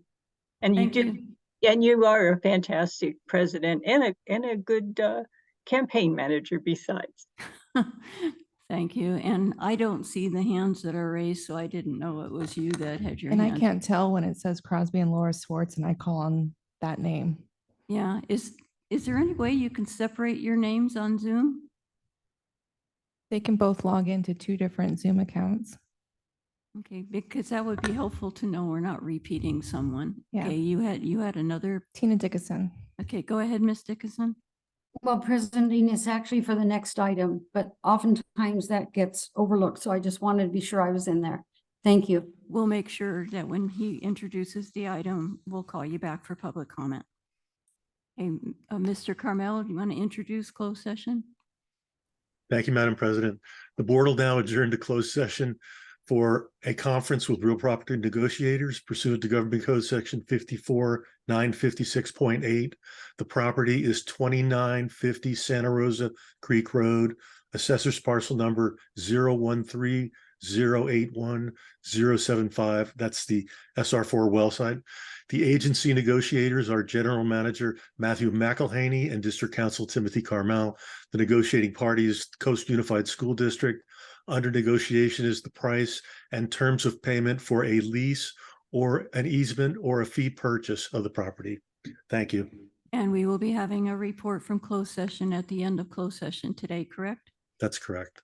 Okay. Ms. Dickinson? I don't see any hands raised. Should I just bring her in? Okay. Thank you. I didn't take it down, but maybe that was probably my fault. I just want to read from a public records request that I sent to legal counsel, Mr. Carmel. And it was the agreement that was made with the appraising firm, George Hamilton Jones. This was dated September 15th, 2023. And I had actually drafted a letter to Mr. Carmel and the board on this a couple of weeks ago, but a lot of things have happened between then and now, and I didn't get to send it. So this was a letter that was generated by Rattan and Tucker. They reached out to George Hamilton Jones, and I'm just going to read portions of the letter because there are errors in the letter. Quote, the high school sits on, close to 39-acre site. As I understand the situation, CCSD and CUSD entered into an agreement in September 2012 for CCSD to develop and operate water well SR4 and a related and other infrastructure. Of course, that is not true. That all happened in 2000, not 2012.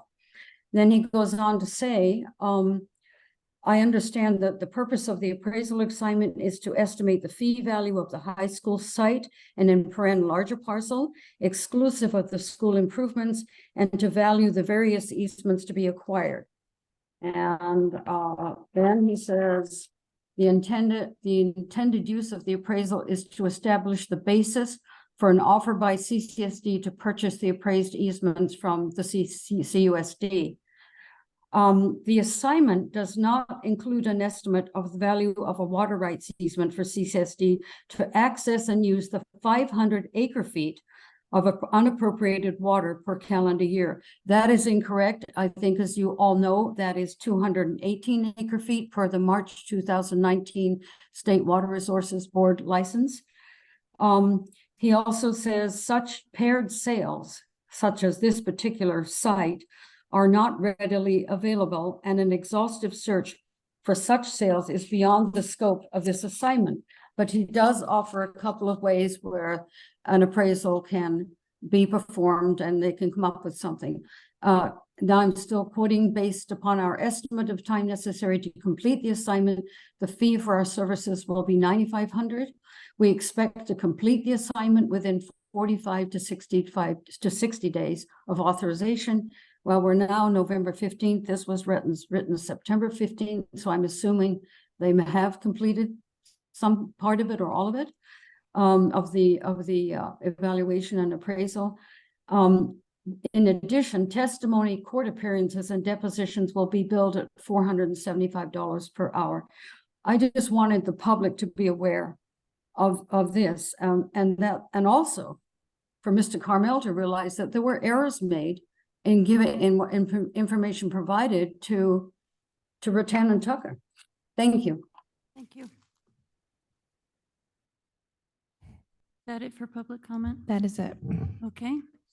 Seeing no more public comment, I'm adjourning to closed session. Let's take a 5-minute break if you don't mind. So we will re-adjourn to closed session at 4:45.